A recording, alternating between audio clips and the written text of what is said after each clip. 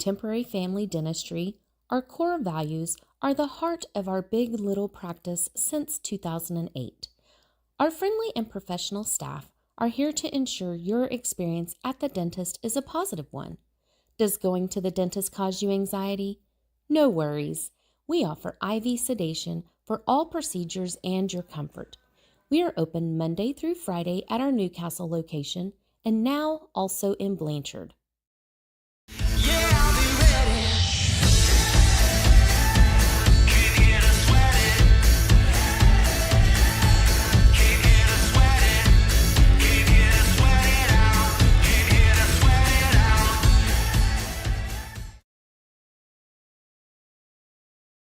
Where you call home is important, and when things break, who you call to fix that home is also important.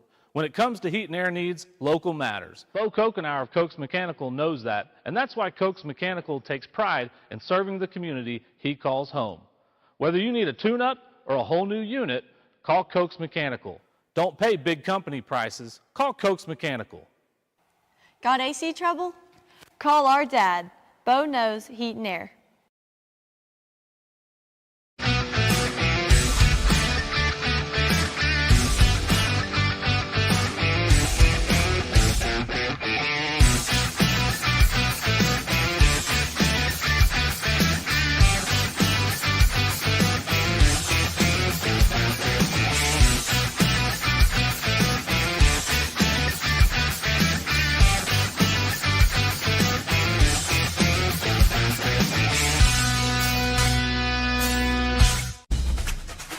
At Ortho Central, our goal is simple, to make your life better. Whether it's getting you back to the sport you love, chasing after your grandkids, or simply enjoying a day without pain. With locations in Norman, Midwest City, and now Newcastle, Ortho Central's team of surgeons, physicians, physical therapists, and athletic trainers are committed to helping you live your best life. Ortho Central, we're part of your team.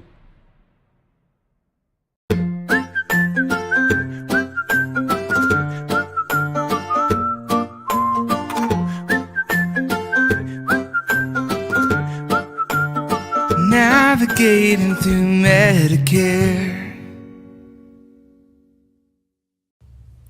High-speed fiber internet is now available from Tuttle Broadband. Get faster speeds, up to 1 gigabyte in the most modern service available. Stream your favorite shows and get connected with no service contract and competitive pricing. Tuttle Broadband. Schedule your installation today. High-speed fiber internet for a more connected Tuttle.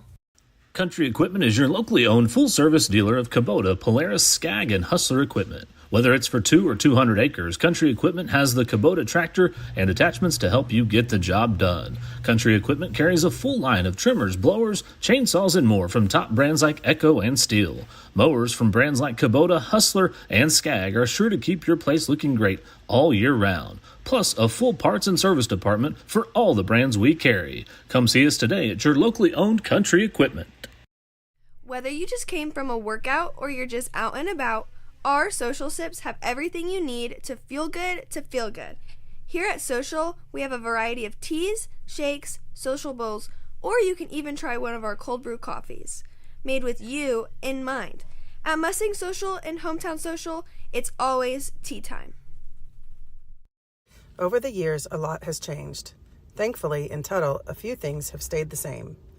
The people here are still the best, the school's teams are always competitive, and Williams Plumbing Service is still serving the community. For all your plumbing needs, call Williams Plumbing Service. One family serving Tuttle since 1949. Thank you, Tuttle, and go Tigers! High-speed fiber internet is now available from Tuttle Broadband. Get faster speeds, up to 1 gigabyte in the most modern service available. Stream your favorite shows and get connected with no service contract and competitive pricing. Tuttle Broadband. Schedule your installation today. High-speed fiber internet for a more connected Tuttle. At Marshall Auto Supply, our NAPA-certified parts professionals are here to help. We stock a wide variety of parts and accessories for all makes and models. Marshall Auto Supply. Stop by or call us today. Located in Chickasha or on Main Street in Tuttle. The First National Bank and Trust Company presents to you the Tuttle Team Spirit Card. We proudly serve more than 20 area schools and have donated more than $82,000 in 2023. So, what are you waiting for? Support your Tuttle Tigers and make every transaction count. Come by the bank to get your Team Spirit Card today at no cost to you. The First National Bank and Trust Company. Member FDIC.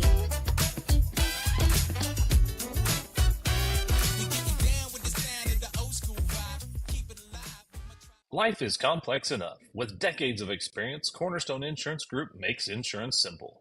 We can help with coverage for your home, farm, or ranch, coverage for all the drivers, cars, and equipment in and around your house, coverage for your business, large or small, life insurance to give you peace of mind. Call or stop by today, and one of our experienced, licensed agents will shop dozens of insurance companies for you, saving you time and money. Call our office or visit us online at oklahomainsured.com. Looking for the perfect way to satisfy your barbecue cravings? Look no further. We welcome everyone to enjoy our mouth-watering barbecue made with love and care. Our family-friendly barbecue joint is more than just a restaurant. We're part of the community, and our friendly staff will make you feel right at home. Smokin' Joe's Rib Ranch in Tuttle and Rush Springs. Come for the barbecue, stay for the good times with family and friends. Williams Foods, more than just a grocery store. Williams Foods has been serving communities since 1971. That is 45 years strong and counting. We are successful because we offer great service, great prices, fresh produce, and the best meat money can buy. Williams Foods is not just in your communities, we are a part of your community. We donate 1% back to any nonprofit organization, and we donate up to 6 cents per labels to anyone fundraising. Williams Foods, where we still sack and carry out your groceries for you because you deserve it.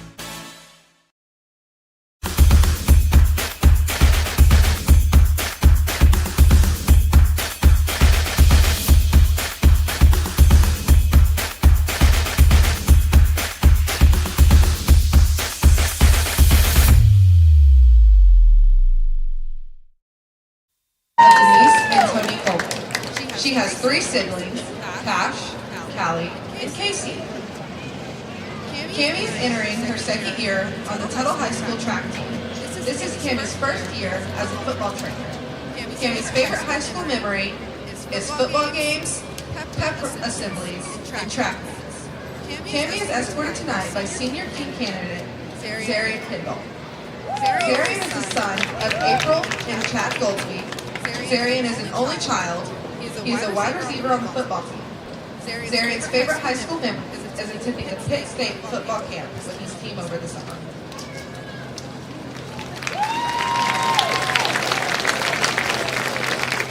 Our junior attendant tonight is Avery Laird. Avery is the daughter of Lindsay and Dave Laird. She is an only child. Avery is a member of the Tuttle High School softball team.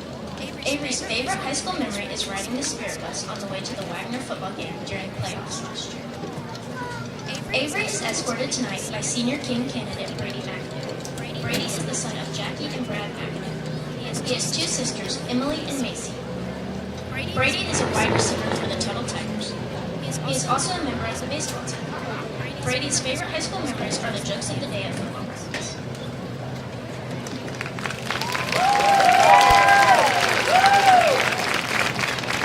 Our first senior king candidate tonight is Casey Cole. Casey is the daughter of Tony Cole. She has 3 siblings, Cash, Callie, and Cammie. She has been a member of the Lady Tigers cross-country team for 2 years. She is also an active member of National Honor Society and has been a football trainer for 4 years. Casey's favorite high school memories are the football games and attending cross-country meets. Casey is escorted by senior king candidate Luke Falwell. Luke is the son of Angela and Chris Falwell. Luke has 2 siblings, Paige and Reese. He is a linebacker for the Tigers. He is also a member of the Tuttle Tiger wrestling team. Luke's favorite high school memory is when the student section stormed the field in locker room last night.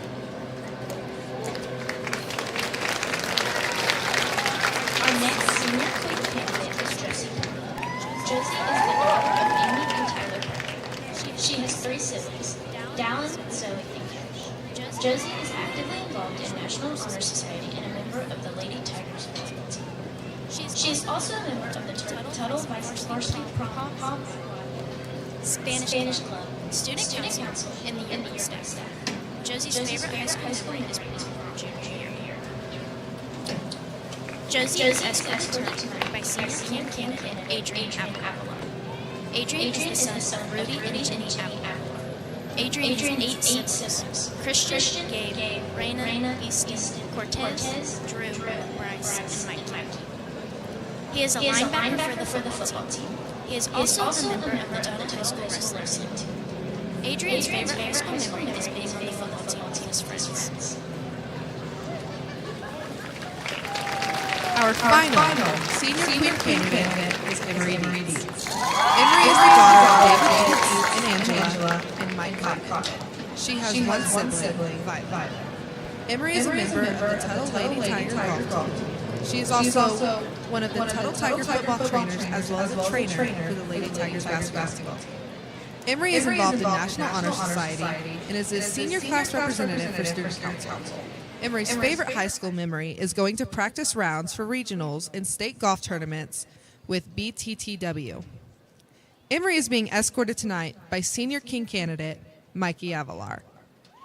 Mikey is the son of Rudy and Jenny Avalar. He has 9 siblings: Christian, Gabe, Raina, Easton, Harley, Amaya, Josiah, King, and Adrian. He is a lineman for the Tuttle Tigers. He is also a member of the Tuttle High School track and powerlifting team. Mikey also serves as one of the Student Council class representatives. His favorite high school memory is going to the basic and advanced leadership workshops for Student Council over summer. His other favorite high school memory is finishing out his senior year of summer workouts.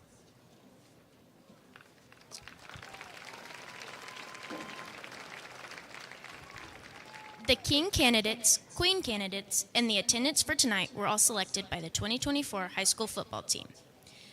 At this time, we have the privilege of announcing our winners. Our 2024 football homecoming king is Mikey Avalar.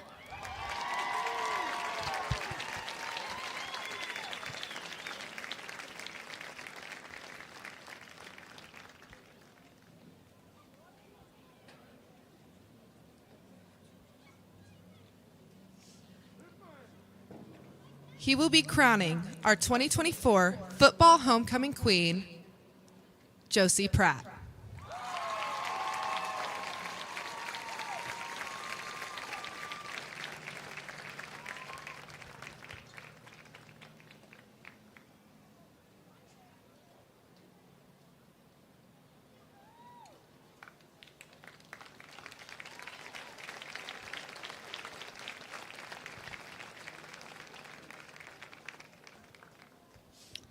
Let's give a big round of applause to our football homecoming royalty.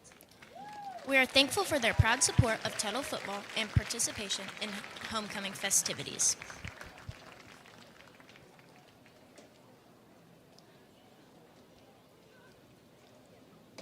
This homecoming would not be possible without the help of many people.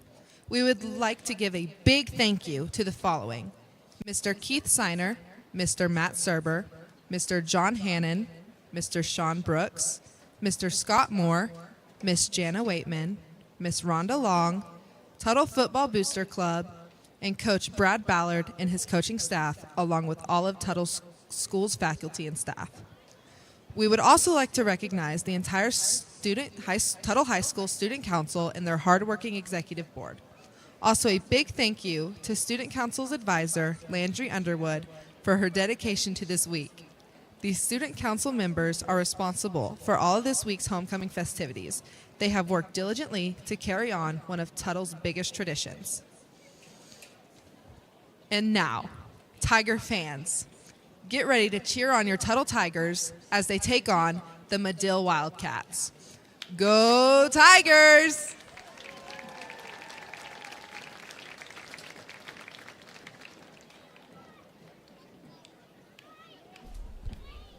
All right, folks, welcome to Tiger TV. We just tuned in to the Tuttle homecoming ceremonies, crowned a king and a queen. There it was, number 56, Mikey Turner was your homecoming king. And Josie Pratt, I believe, was your homecoming queen this year. Yeah, Mikey, that was my pick to click, and I actually had 2 picks. I thought him or Luke Falwell might win it, but Mikey is he's the big man on campus, so, and big man on the line too. So absolutely good for Mikey. It's not a lot of times that the offensive line guys get to win that award. No, you know, love for the big guys. Absolutely, they love the quarterbacks, receivers, and running backs. But good to see the big guys get some love. Thanks for joining us. We're here at Richardson Family Stadium, so you get the talent cam, I guess you could call it. Breck Draper, Eli Pagel on Tiger TV. We're on the Williams Foods pregame show, and Madill comes to town for homecoming. And if you look out on the street, it is littered with candy. And so that's a good sign that homecoming was in town today. Good crowd today, a little warm. I was inside of a truck cab, so I was good. But they were hot in the back. Our guys were like, "Why don't we bring water?" I'm like, "I don't know. Not my problem." Right, so, you're high schoolers. Yeah, you guys got to figure that out. So right, think about that. Yeah, they did. They emptied out the cafeteria fridge with water, and they were buying it by the dollar. So there you go. Yeah. It was a good day for the cafeteria, for sure. Well, the Tigers are bringing their 4-0 record back home. A good win on the road last week at Ardmore. Tigers went down there and really handled business, 48-7. And just a good night overall down there. We talked about it in pregame last week. Ardmore kind of running that wing tee or wing option, if you will. And you can see there, Ardmore actually had more plays than Tuttle. Defense held them to less yards. The Tiger offense, 348 yards, 292 passing, 56 rushing. But Roundsville had 4 touchdowns in that 56, so very efficient on the ground last week. 15 first downs for your Tigers. You can see there, stat leaders, Campbell, 11 of 17 for 275 yards and a touchdown. McAdoo had 2 punt return touchdowns and 3 receptions for 57 yards. C.J. Simon had 5 receptions for 132 yards and a touchdown. And then Jalen Lane had 2 receptions for 69 yards. And then, like we said earlier, Roundsville with the 4 rushing touchdowns as well. Really good night defensively. A lot of guys getting in on the action, but no one standout. That was an offense where, again, everybody's got to do their job, and they did it. Ardmore had 1 drive where they had some success and got in the end zone. Other than that, the Tiger defense held strong, got the ball back. Special teams played well. And, again, looking for the same thing tonight from the Tigers. Executing all 3 phases of the game, offense, defense, and special teams, and you're going to have a good night. Yeah, and they did a really good job against the tricky offense, the flex bone. It's just a different look over you have to prepare for it, and they did a really good job preparing for it. And Ardmore has really good athletes, too, so it was a blowout, but going into the game, it was one of those that you didn't know for sure what was going to happen. I mean, you've got a really good ball club. They got a good ball club, and so the schemes come down to it, and the Tigers executed their game plan at a high level, and Ardmore just had really a lot of trouble tackling in space, and that was something they saw on film, and they got themselves into good positions and took advantage of it. So, tonight coming into the Madill game, you're trying to go 2-0 in district play, and a road opponent coming on a long road trip, about an hour and a half, I think. Is that how far we took it last time? Maybe at least, I think. Yeah, well, I think it's a little past Ardmore, so pretty good drive. If you're driving in the truck with Eli, it's less than maybe less.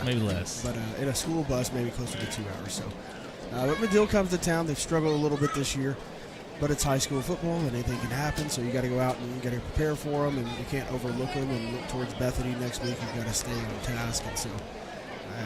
Big crowd will be here tonight for homecoming, obviously, and everybody's excited. It should be pretty good weather around kickoff, so probably a big crowd and a lot of excitement. Yeah, it should be a great crowd. Should be electric in the stadium. One of the benefits of the big press box over here is that it shades the field, so the field gets cooler. The home stands get cooler earlier, so that's a benefit of Richardson Family Stadium. Little home field advantage there, but the lights are on. We can see the season stats this year. Tigers doing work. You can tell the record is 4-0 by some of these stats there. The advantage in total yards, passing yards. That passing game has been really efficient this year. Cruz Campbell really having a good year and spreading the ball around to all those receivers that he's got.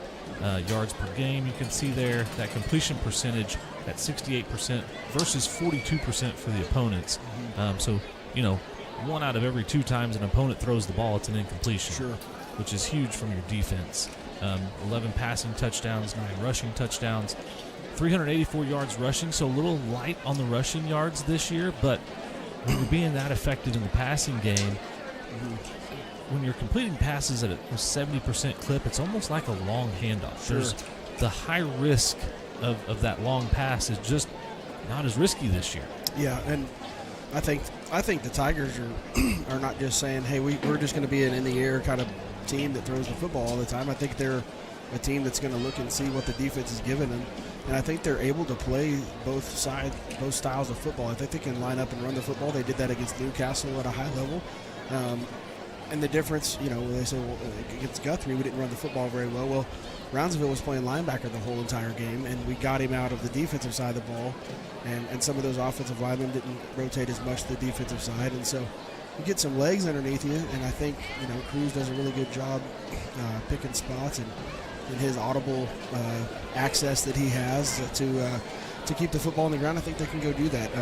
They've been outgained by a couple hundred yards, but the rushing touchdowns are 9-3, so you beat them three times to 1. You're on the ground in the end zone. So fourth down percentage has been really good for the Tigers, almost 43%. Fourth down, I think they're just a few times, but they've held their opponents to under 30% and almost 20% in fourth down. Turnovers 5-2. So the numbers, I think this is a really good football team we've got here, and I think the defense is really kind of falling into place and finding their comfortability and kind of the schemes they're trying to do. So I'm excited as this year keeps going to kind of, nobody's really worried about stats. They're just worried about wins. And things. Right. Yeah, if the stats don't lead to wins, they don't really matter. I think Jason Kelsey said it the other night, stats are numbers and numbers are nerds and nerds. Yeah. So he's not a big stat fan, but the stats matter, especially when they contribute to those wins. This Tiger team that we talked about this year, we knew going into especially district play and even into the playoffs, this Tiger team's talented enough that teams are really going to have to pick their poison with this offense especially. You're going to have to decide, are you going to match up and try and defend the pass and shut down those athletes, McAdoo and Simon, Jalen and Jordan out there, or are you going to load the box up and try and stop the run? We've seen it both ways. There's been teams try to do both of those things. I think you've got to pick if I'm playing against the Tigers, I'm probably going to pick and choose my times, and certain times I'm going to try to take the runaway, and I'm not ever going to just go sell out to one thing, because we saw Newcastle sell out. They had 6 men in the box the whole time, and we ran it 13 straight plays, took 7.5 minutes off the clock, and it was the ball game. I mean, we didn't end up scoring that drive, but it was the ball game because the quarter was over. So, it's just one of those things that you just got to – I think it's risky to just commit to doing one of those things, because if you're going to say, well, we're going to make you throw the football, well, Brady McAdoo and C.J. Simon have got to be the toughest scout for a defensive backs coach and a defensive coordinator there is, and one of those, because Cruz Campbell really spins it, and so it makes it really tough. Yeah, when you've got two guys like that, and they're on opposite sides of the formation. So a lot of times in high school football, you're not going to have two shutdown corners out there to deal with that kind of wide receiver talent. A lot of times you've got one of those guys on one side, put your best corner on him, roll him over there. But with two guys like that, a lot of times you've got a defensive backs coach that is hoping that a safety chooses the right direction to help with one of those guys. Or you're hoping they get to Cruz Campbell in the backfield, which, credit to the Tiger offensive line, they've done a great job of protecting Cruz Campbell, keeping him on his feet, and giving him time to spin the ball, because you're exactly right. Given the time to stand back there, he's going to pick you apart, and he's going to be very accurate. Yeah, he's just a real experienced guy who's learned how to win now, and been in a winning program, and he's fun to watch. He's made some throws, and I'll say a lot of his throws have been really not stressed out throws. They're low stress throws, and he's made a couple stressful throws that have been really good throws. We got the guy that's open, not a guy in traffic. I haven't seen him force the issue really anywhere through the air. He scrambled one time, but CJ had nobody within 20 yards. He threw it across the field, but he put it on his money, put it on his chest, and there was really no stress in that. So, it's just one of those. He's just an outstanding player, and we'll get a chance to take a look here at our Tiger to Watch, our Tiger TV Tiger to Watch tonight, the guy that we were just talking about, C.J. Simon. Yeah, absolutely. In a game like this, Madill coming to town, we've seen it. We saw Brady McAdoo last week have a big game. C.J. Simon is going to be a matchup problem for Madill. You've got, on the season, he's got 24 receptions, 419 yards, 3 touchdowns, and those career stats, I mean, if they don't jump off the page at you, then you're looking at the wrong spot, because 142 receptions, 2,149 yards, 26 touchdowns, and then you can see dynamic playmaker, rushing, touchdowns, interceptions, returns, just a really dynamic playmaker that is going to be a matchup problem for Madill tonight. Yeah, he's just tough, a tough cover, he plays on the other side of the football and does what he's needed when he's needed to there as well. And the funny thing, he's a mentor at the middle school in the mornings, and his little sister, Sydney's in our class, our Tiger TV class, first hour. And she was a few minutes late today, and I said, "Hey, you're making your sister late to school, CJ." And he holds up 2 boxes. He says, "Crumble cookies." So he was on the way to Coach Bell's class. He hit stop to get some cookies, and so I went over to the office and I vouched for Sydney. I said, "You can't cut her target today." So we got that taken care of, Sydney. So, but no, CJ's an awesome personality. He's a great. His attitude's awesome to be around. I mean, you can't be around him without smiling. He's just a great dude and a great teammate who loves playing football at Tuttle High School. I mean, I tell you, he loves being a part of this program. Yeah, and he's been a great addition. Like you said, great attitude. We see him on the sidelines of the junior high and junior varsity games. Usually always has a smile on his face. And now it's time for Tiger football. Here's the pride of Tuttle High School, Tiger Pride Marching Band. The Pride of Tuttle is under the direction of drum majors Victoria Bowles and Haley Roberts. Our Tiger TV keys to watch tonight are keys to victory. We'll take a look at those, and I think one of the main things is to keep the blinders on. You got to kind of keep yourself, like we talked about, don't look ahead of the schedule. Keep a clean sheet, keep everybody healthy, keep everybody from getting in penalty trouble early on that kind of can mess up some of these games that you on paper you probably should win. That's kind of a way to help somebody out, and then just stay focused on the task of what your job is, and that's going 2-0 tonight and 5-0 overall. Yeah, absolutely. You got a lot going on here. You got homecoming, you had all the festivities, you got the parade, got out of school early. And so, yeah, there's a lot of distractions around this game. It's a game that the Tigers are expected to win, and they expect to win. So, really, like you said, keep the focus, blinders on, clean sheet, and that's something that we've seen this Tiger offense and defense do when they come out and they get in rhythm and they play mistake-free assignment football. This is a really good football team. They really are, and every year you've got a different club. Every year we start the baseball season, we look and see, hey, this is what we got. This is kind of what we're going to have to do. And I think Coach Ballard's still figuring out kind of what they're going to do. And you can say, well, you're 5 games into a 10-game schedule. I think that there's just so much that he can still – there's still some things that we haven't even touched on that he can probably tap into and try to find out kind of what's going on and what are the best things to do when it's crunch time. Because they haven't really – there's been some stress levels, and week 1 was about, the closest game we've had since then. I mean, Newcastle was a really good football game. It wasn't, but it was also 21-0 in the third, at the end of the third quarter, fourth quarter, and so there's a little bit of pressure off of you. So I think you're trying to get yourself into some high pressure situations. You really are without, it's a kind of a funny way to say that. You want to be in those situations to see how your team responds, but. The Tiger Band's about to play the anthem for us. We'll take a break to listen to that.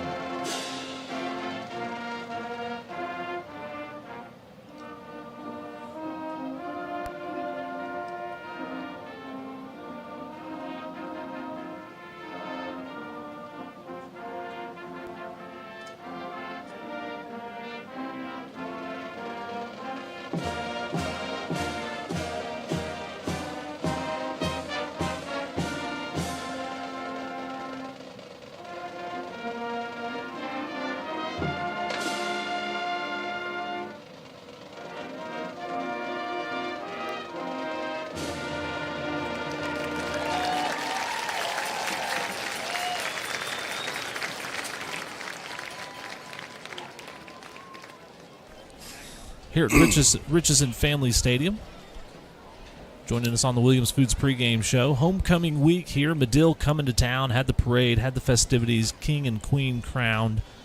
So good fun night. The band just got done playing the Tiger anthem. fans, are you ready for some Tiger football? It's time to get the stadium rocking with the sounds and cadences It's going to be a good crowd tonight. 2024 Tiger but lots of action going on around the state. Look at some 4A games going on around the state. You got, let's see, who's... Chickasha's looking for their first win tonight. They've got Ardmore tonight at Ardmore district game, so... let me see. Big district matchup, Bethany and Blanchard going on. That could be the one that determines 2-3. It'll play into the 1-2-3 seed in the district standings. Hopefully, the Tigers take care of business and have that 1 seed locked up. But that one could have an impact on how the district falls there. So it'll be interesting to watch that one play out. Hera and Tecumseh both going at it tonight, and Hera I think is 2-1, and Tecumseh's 3-1. Tecumseh's 2-1. Hera's 3-1. So another district game in our district that one probably matters for seeding later down the road. So I'm pulling up the district standings right now for our district, and so it looks like in our district, Bethany right now 4-0. Plus 15 points. Tuttle 4-0 plus 15 points. Tecumseh 3-1, 15 points. And then Blanchard is 4-0 also with 14 district points. So, but our district, it's a quality district with some quality opponents. We're going to see tonight we'll have Madill, next week Bethany, and they got a 2-game stretch that's pretty tough with the Lions and Tigers, and so I know we'll get back to more of that. I think we're going to take a quick break here on the Williams Foods pregame show, and we'll be right back after a break from our sponsors. As a mama, you're constantly pulled in every direction. HotWorks is where you get to hit pause.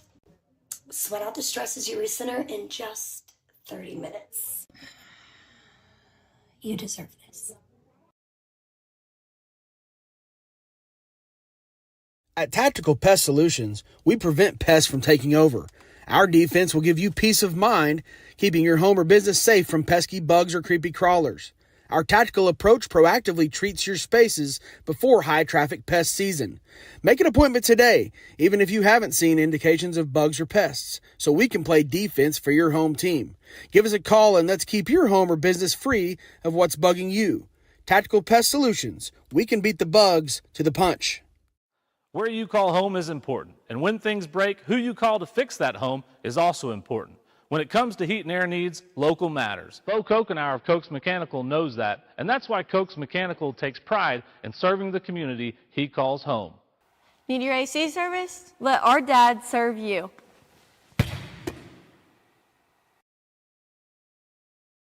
Looking for the perfect way to satisfy your barbecue cravings?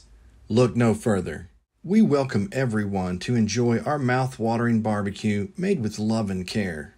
With a kids menu and outdoor patio, we have something for all ages. Come for the barbecue, stay for the good times with family and friends. There's a few things we live by in Oklahoma: honesty, integrity, and hard work. At Triton Foundation Repair, if you don't need foundation repair work, we will be the company that tells you, because when you do need it, we want to be the company that doesn't. Honesty, integrity, and hard work. Triton Foundation Repair.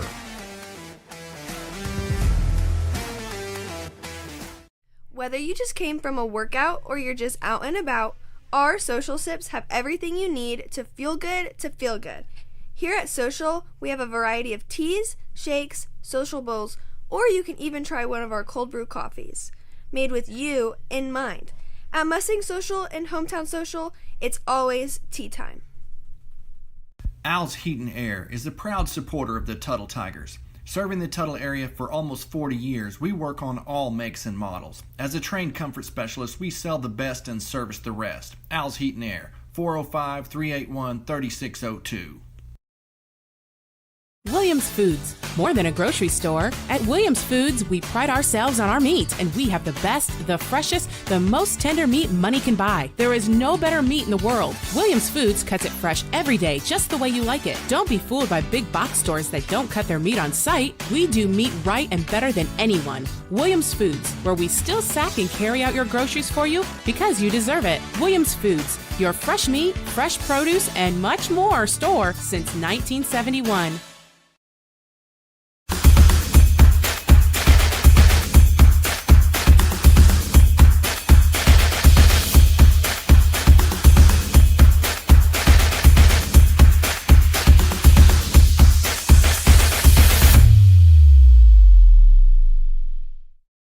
On your left. All right, folks, welcome back to Richardson Family Stadium here on the Williams Foods pregame show. Got about 5 minutes left. Tiger captains making their way out there onto the field. See what they decide. I bet if we win, we decide to defer. So we talked about some other games around, but what are your picks, Breck, Kevin? Kevin can tell us in our ears, and we'll relay it. We also have Hudson Peck. Yeah, Blanchard and Bethany tonight, and big road game. I'm sorry, I think they're at Blanchard, I believe, and I know Blanchard gets a. No, they're at Bethany. Yeah, they're at Blanchard. I know Blanchard gets a big player back off of injury, Hudson Perriman. I think it's probably. I would say that Blanchard is pretty excited to be at home, and I would say it's probably a 35-20. I'm going to go 35-20. 35-20 Blanchard. There you go. Our Tuttle captains tonight, number 20, Caleb Yachts. Number 30, Gunnar Flaherty. Number 79, that's Keaton Siner. And number 13, that's Colby Oglesby. So they won the toss. They elected to defer. Madill will receive. We'll see that Tiger defense out there first. So you got Blanchard. You said 35-20. I think Blanchard wins that one. I'm going to go 27-13. All right, 27-13. Yep. Kevin, you got a pick for the. Yep, they can hear me. I'm on. Okay. With you. My pick for the Blanchard game is going to be 41-7 Blanchard. Oh, big time win for the Lions. What about we got Tecumseh, Hera? Let's what do you think about this one? What do you think about Tuttle Madill? Let's go to that one. Are we supposed to pick it? I feel like I'm Kirk Herbstreit. You're not supposed to pick one game, but I'm going to pick. I'll take the Tigers, and I'm going to say 48-3. 48-3. Like it. I think we'll get above 50. I think 56-7. 56-7. Okay. Yep. I'm thinking more like Breck here. I'm thinking 48 to like maybe 14. Okay, 48-14 for Kevin. And then we'll go to, like I said, we got you got Tecumseh and Hera at the other district game. I think the Savages are turning a corner. I'm going to take the Pot County team. That's where my mom, Ruby, my beautiful mother, is an alum of the Tecumseh Savages, and so I'm gonna take her, and I'm gonna take the Savages. They're gonna win a close one, 28-25. Tecumseh. I like it. I think Hara's been playing pretty good. They had a low-scoring game last week. I think it was 21-13 or 21-18, something like that. I think it's going to be a low-scoring affair, and I think the Panthers might pull it out. No offense to the Pot County or Miss Ruby. But I think it's going to be a 17-13 game. 17-13. Where are they playing at? It is at, I can tell you, that's Bethany's schedule. The game is at Hera. Okay, Hera, I'm going to go 21-20 Hera. 21-20 at the Panther Dome tonight. So. Nail biter. Like we mentioned, there's some other games around the state as far as 4A. Chickasha looking for their first win tonight.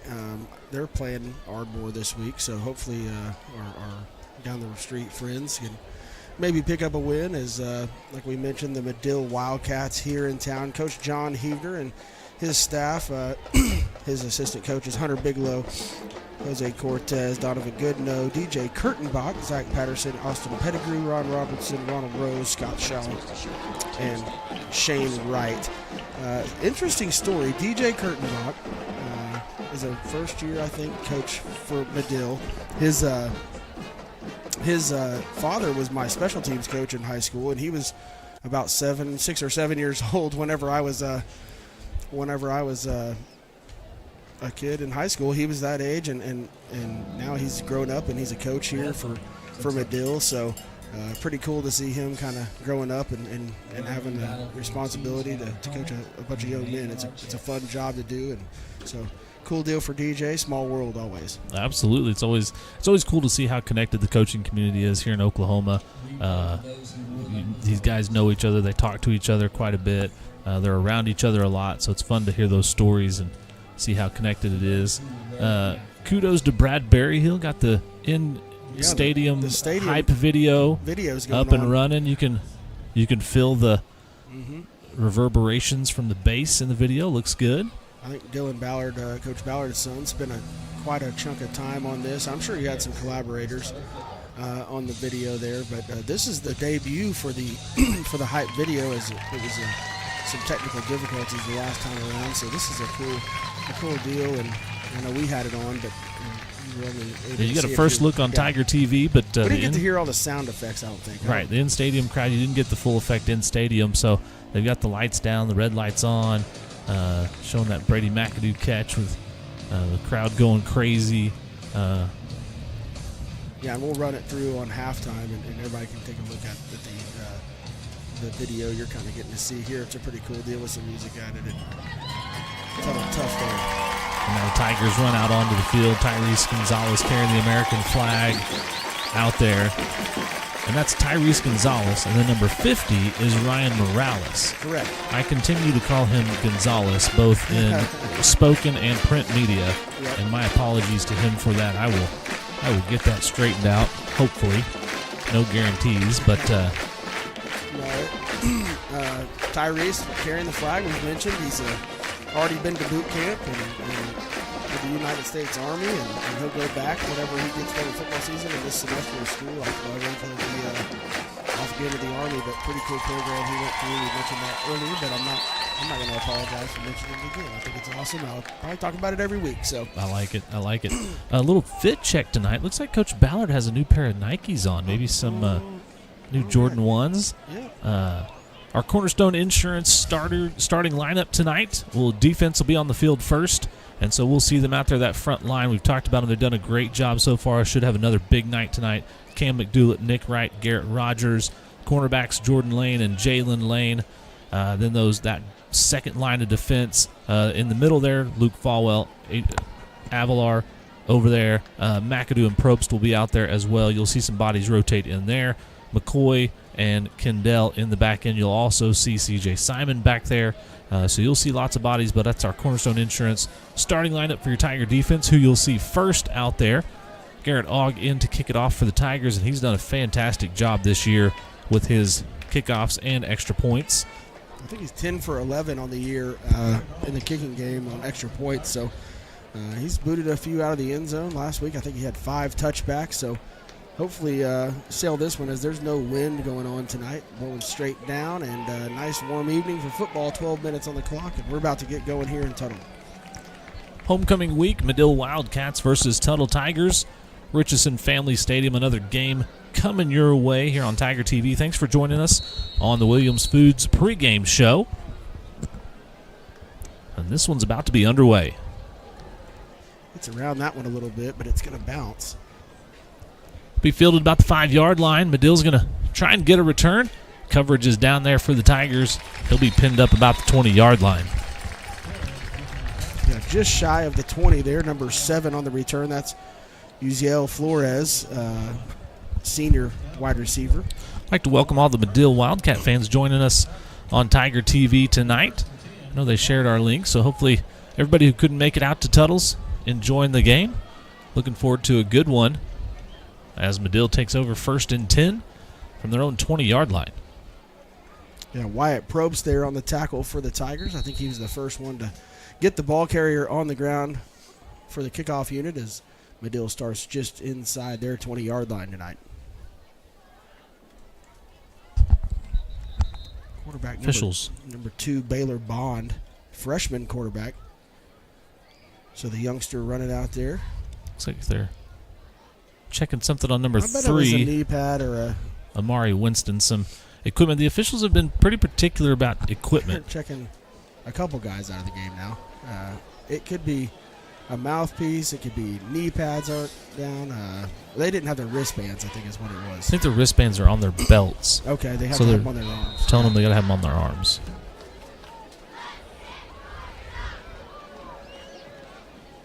Little hard cap snap over the head. Tiger's going to be there in the backfield. He's going to be jump on it down about the 2-yard line. That's number 2 Baylor Bond jumping on it for Madill. Yeah, and just some of those, maybe some of those road jitters, playing a good team on the road, and the snap is the most important part of that thing. It sails right over Bond's head, and he is able to fall on top of it. Wyatt Probst will be credited with his second tackle tonight. So now Bond is going to take the snap in his own end zone. Standing on the E of the Tigers. Snap wasn't high again, but he's able to corral it this time. It's number 1, Chris Grimaldo, it looks like, for the Wildcats. Looks like another 9th grader. Pretty put together young man there. 6 foot 214 freshman. So it gets a little bit of breathing room from the end zone. It's still 3rd and more than 20 yards. Yeah, 3rd and 23 here for Madill.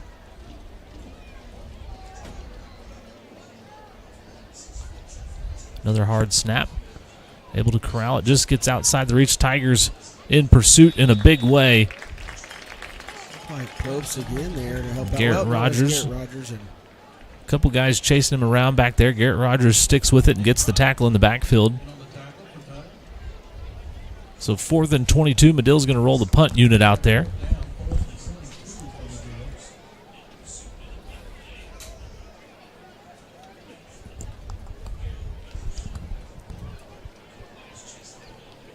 McAdoo back deep to receive. Simon in front of him now. McAdoo and Simon have been standing back there together. This time Simon short of the short return man. McAdoo the deep return man.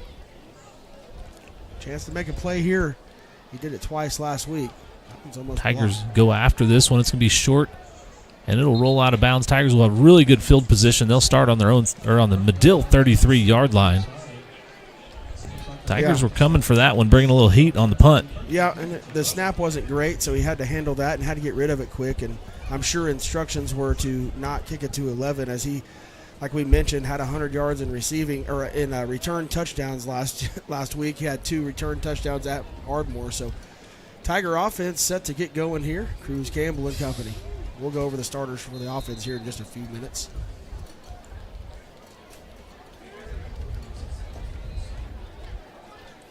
You're good. That's right. That play is going to be blown dead before it ever gets going. I believe it's going to be offsides on the defense. Oh, false start. Nope. That false start drew him offsides. So the Tigers will back up 5 yards. Yeah, I think maybe what it was that we weren't set before we shifted or had another guy in motion. Orbit motion to Lane. He catches it, cuts up the field. Madill in good pursuit. He'll pick up 1 on that play. Yeah, it looks about a gain 1.5 or so. Little Tigers going to go quick. hot sauce here. 4-by-1. Simon down here by himself. They're going to get it out to him quick. He's going to try and make a man miss. And it's a foot race. He stiff arm. He'll be brought down to the 20-yard line. It'll be good for a first down, though. Move the chains for the Tigers. Our Hot Works Mustang replay. Yeah, the Tigers are going to try to go fast here with tempo. Get yourself into some good matchups here. Gonna hit McAdoo, trying to get it out in some space. Nice tackle coming up. Flag comes in the backfield. Hard to see the yellow numbers from the Devon Tower. I mean, the press box that we're in.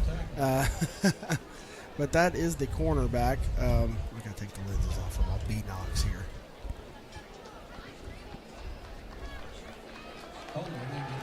Holding against the Tigers, so that'll move them back. A couple of early mistakes for the Tigers. That's we talked about in our keys to the game. A clean sheet, and they've had 2 penalties on this first offensive drive. That was Arati Camacho on the tackle there. Nice open field tackle on McAdoo. Little play action. Cruz dropping back. He's going to throw it down the sideline. CJ not able to stay in bounds as the pass drew him just out of bounds. They had a little communication going on there. Cruz waved to him, come back to it, and CJ set his feet to the ground. Cruz's momentum kind of just carried that throw off balance of just a little bit on the run there and sailed out of bounds on him. So we have a long one here. It'll be second down and 20 now. Tigers' little bunch formation here as McAdoo comes into the formation. Reverse to C.J. Simon. He's got some room. He's going to make a man miss, and he's going to get to the 20, 15, puts on the brakes, cuts inside, falls down inside the 10-yard line. He'll get enough for the first down. It'll be first and goal from the 7-yard line. Yeah, so C.J. just flying around the corner there and kind of sets the guy up, and really nice move to get the first down inside the 10-yard line down to 7. Another whistle before the snap.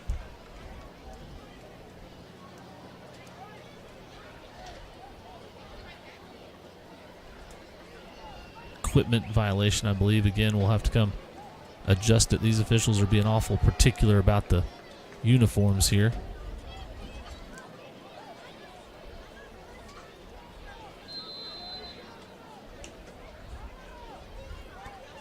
Little play action. Cruz rolls to his right. Looking to the corner of the end zone, C.J. Simon. He's going to get a foot down, and it will be a touchdown, Tigers. Cruz Campbell to C.J. Simon. And the lights are flashing in Tuttle tonight. A little 7-yard strike. Little bootleg rollout. Play fake, had 3 guys running towards the right at all 3 levels, and C.J. really cut loose and into that corner. Cruz put the throw right on the money as CJ with a fancy footwork keeps both in bounds. Would have been good in pros too. Garrett Hogg in for the extra point, and that's a Cokes Mechanical point after.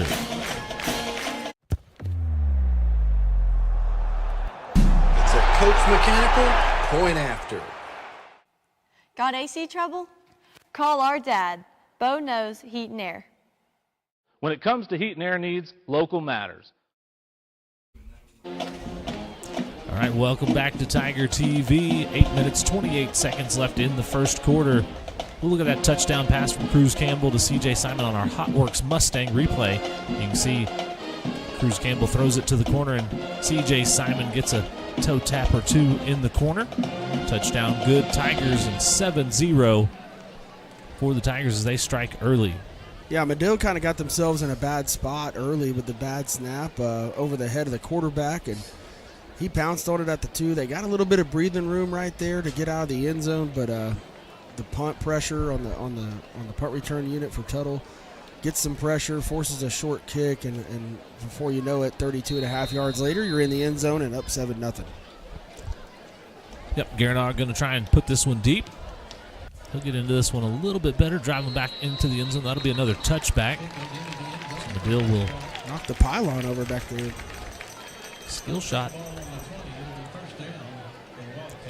Hogg's got a chance to probably go kick at the next level as he's been progressing. I mean, it's been pretty impressive, the leg strength that's come on for Garrett, and he can tackle a little bit too, you know. We've seen him lay the boomstick a little bit on a return there, and so, yeah, I mean, just the growth year over year, and that's what you want to see from players, is just getting better every year, and that's what you want to get those younger players some opportunities, some chances for that growth.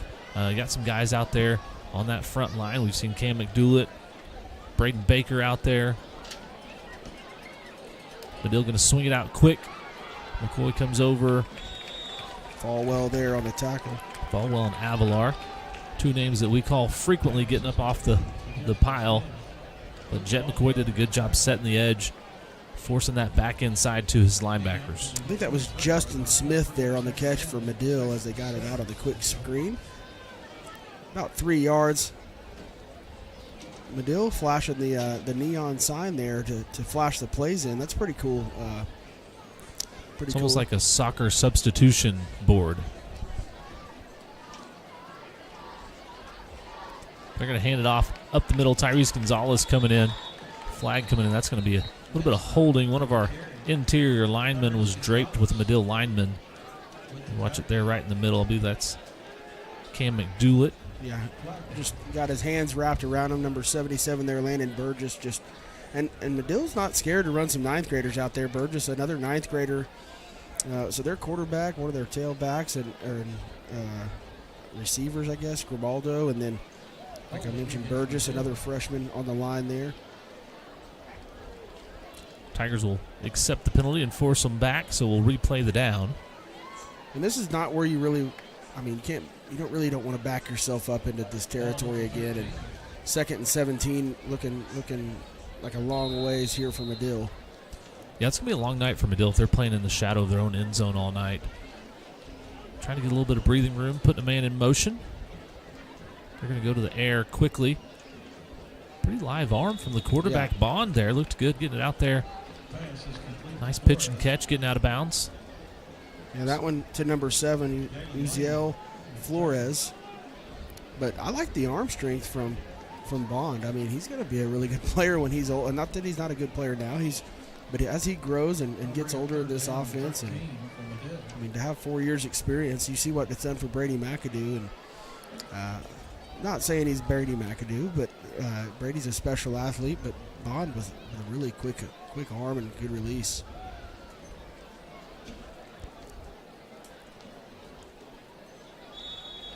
A little hard snap there, and Madill's going to flinch. Receiver out on the edge. Got a little antsy there. Yeah, number 25 there, Christian Robledo, I'm sorry. So let's set him back another 5. You get yourself kind of in striking distance right there. 3rd and 13. Now you're back to 3rd and 18.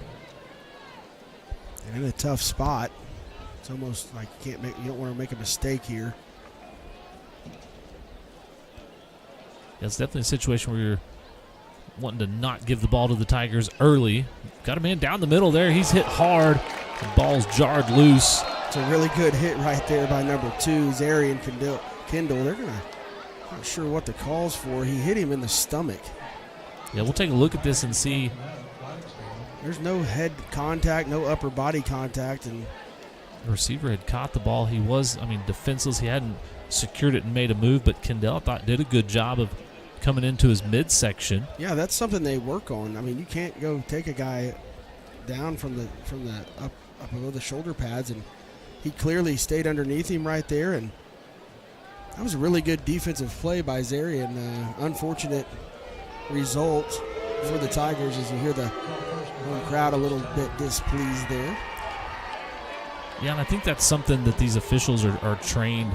You see a hit like that anymore, and instantly your initial reaction, they don't have the luxury of replay like we do. Your initial reaction is that targeting penalty. But I thought Zarian did a great job, again, getting down into that midsection. Not a first down, not enough yardage. They'll still have about 3.5 yards here to go. A little bit of a break there for Madill, though, to move the ball ahead. They'll go to the air again and hits his receiver. Another good pitch and catch there. That's number 7 again, Uziel Flores. Gain of about 8 yards right there. Gets him their first down of the evening. So Madill, nice rhythm, nice tempo. Get the ball out quick. Don't let the pressure get to you. And finding a man on a little hot route, 5-yard speed out, if you want to call it. And Flores does the rest. 1st and 10 from Madill. We'll see if they go back to the ground or stick to the air assault. They will put it back on the ground. Cam McDoulet sheds a block, and Braden Baker and then the rest of the Tigers come join them on the tackle. Yeah, McDoulet just sheds the guy and gets hands on him, and then here comes the rest of the crew there. And that's one thing we've seen from the McDoulet brothers year over year, but Cam McDoulet getting off the ball really quickly, causing some problems for that offensive line. And that's also why you've seen Madill go to the short passing game, because they're not going to stick it in their quarterback's hands for too long. Yeah, back there. Tigers have done a good job pressuring the quarterback this year. And I know Madill's seated on table. Another high snap over the quarterback's head. He's able to pick it up. He's trying to scramble, and he's going to slide down very wisely as Adrian Avalar was closing in quickly, and Braden Baker as well. Well, that's something that maybe into the year Baylor Bond or year 2 Baylor Bond, you got to throw that one out of bounds if you're Baylor Bond. You don't slide probably right there and take that huge loss. You just get rid of it, and then you live to play third and 10-ish or so. But really kind of put them in a bad spot, 3rd and 23 now here for Madill.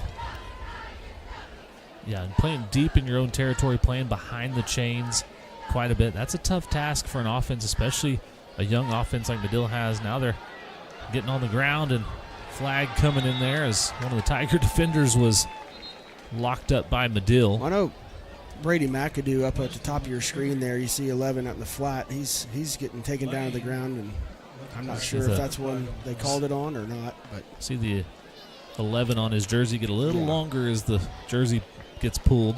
He's not going to move away from the ball carrier. He's no stranger to contact. So Tigers, I think, will decline this to bring up 4th down. Yep. 4th and 9. So 4th and 9 will be the result of the play. I didn't see who made the tackle there at the end of that play. I was looking at the flag. Probably been McCoy or Lane out there. I was watching the flag fly in as well. Punt team out there for Madill. Last one was about 20 yards, I believe, maybe 30. A better chance to get into it high. McAdoo will have a chance at a return as it's bobbled, but he picks it up now, streaking up the middle. He's going to get down the sideline. He's got one man to beat, and it's a foot race now, and I like Brady McAdoo's odds. 5 touchdown Tigers. Brady McAdoo again. It's like deja vu all over again.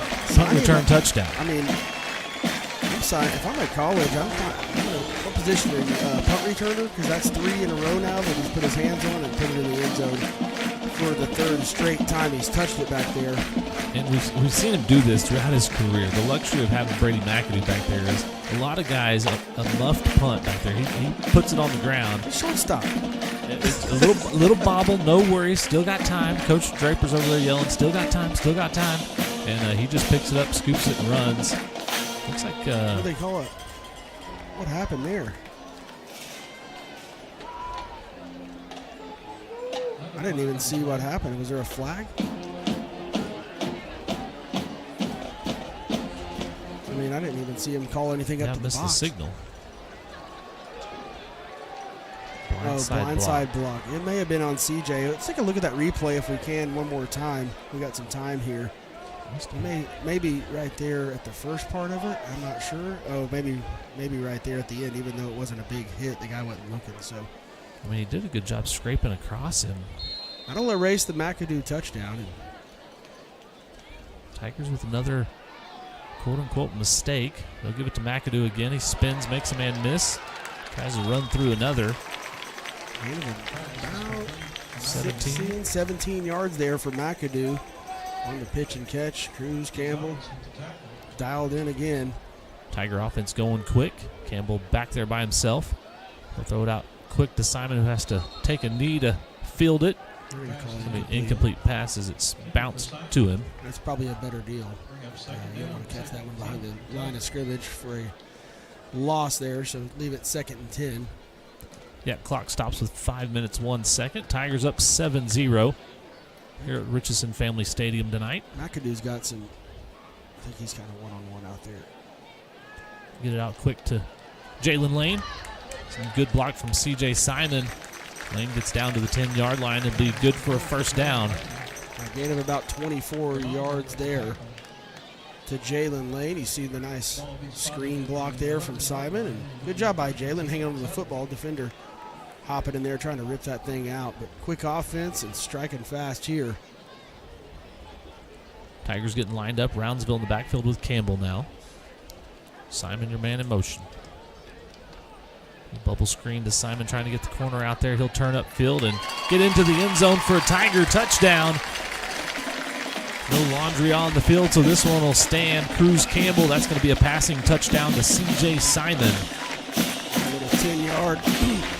And Roundsville did a really good job out there. The first man out there. And then McAdoo just kind of holding his guy off of C.J. and does the rest. He can fly out and open space. His 28th career touchdown now for C.J. Simon. Ogg scoops it high, but it's good for another Koch's Mechanical point after attempt. It's a Koch's Mechanical point after. Need your AC service? Let our dad serve you.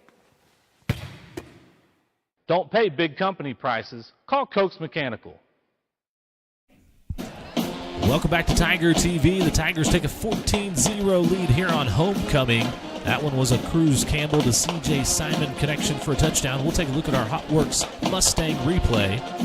See Simon in motion, a little bubble screen out there. Brownsville gets a hand, and then another block out there from McAdoo. Gives him enough room to scamper into the end zone. Touchdown Tigers. He was our Tiger to watch tonight. C.J. Simon, and he gets into the end zone. We're watching. We're watching you, buddy. No, we got too fired up about the McAdoo touchdown. We didn't even see the flag. That amateur hour up here. I know. We got to keep our eyes peeled. Survey the field. It's still going on the highlight tape. Absolutely. Absolutely. It was a good return. We appreciate the effort, Mr. McAdoo. Ogg puts his foot into this one, and it'll go into the end zone. Well, the best part about the McAdoo deal, he goes and returns it, 60-something yards for a touchdown. Next play, goes out and gets a 17-yard catch and a great run at the end of that, too. So just keep feeding him. Yeah, just keep feeding him. Keep throwing it to him. 4:42 left in the first quarter. 14-0 Tigers. Madill offense, they've had a little bit of success. They've really, the self-inflicted mistakes has really cost Madill. They've been behind the chains quite a bit. It's 1st and 10 now from the 20-yard line. See if this offense can get something going. Great play there from Lane out on the edge. Jalen Lane coming up. Wyatt Probst maybe. In coverage. Was that Lane the first to get there? Yeah, Lane was the first to get there. Probst was quickly closing in. Lane from his cornerback position just put the foot in the ground and then came forward to chop the receiver down for a loss on the play. 2nd and 11 now.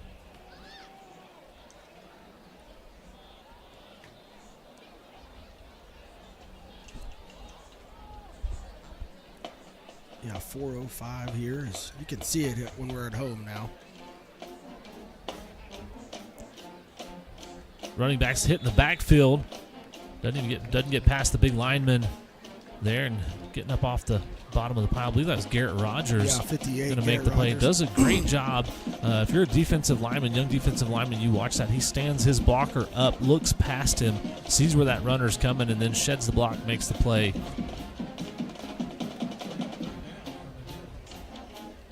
Yeah, I think Madill's best bet is the arm of Baylor Bond. I mean, he's thrown the ball well, and I think you just got to try to keep getting it out quick and getting it out into some space and try to get your run game going on through the air, kind of like we've seen some of the Tigers' offense over the year. That extension of the run game. 3rd and long again for Madill. Tyrese Gonzalez was coming in, and Bond takes your advice there, scampers out of the pocket and throws it away. I don't know if they got a direct feed down on the sideline, but Coach Draper's getting through down there. Yeah, I think, and there's nobody in the area, and there's nowhere to run it, so smart move by him to just, take your losses there and go punt it here on 4th. And I'm hoping for another chance for McAdoo here. Yeah, I'm assuming there was some instruction after the last punt. I know the punter was focused on getting a good punt off, but he's going to kick it right at him again. This time he'll field it cleanly. He's got some room down the right side, and I don't know if they're going to be able to close in. They're going to try and get to him. He'll run a man over, and he'll get down to the 2-yard line. Nice return from Brady McAdoo again. McAdoo opts for the contact instead of the juke, as we see a lot, but almost stays on his feet and set yourself up for a short drive here. Ball on the 4-yard line. That one about 49 yards there on the return, as they caught that one about the 47-yard line running sideways and never slowed down. No, he had about not quite full speed when he caught it, but he had a good head of steam coming around the corner there and then just off to the races. Cruz Campbell and his Tiger offense start on the 4-yard line. They'll give it to Roundsville this time. He's hitting the backfield, stays on his feet, keeps those legs driving, and it's going to take 4 or 5 Madill guys to stop him. They don't get him down, but they'll stop him. Yeah, that's Joel Gonzalez on the stop there, number 5.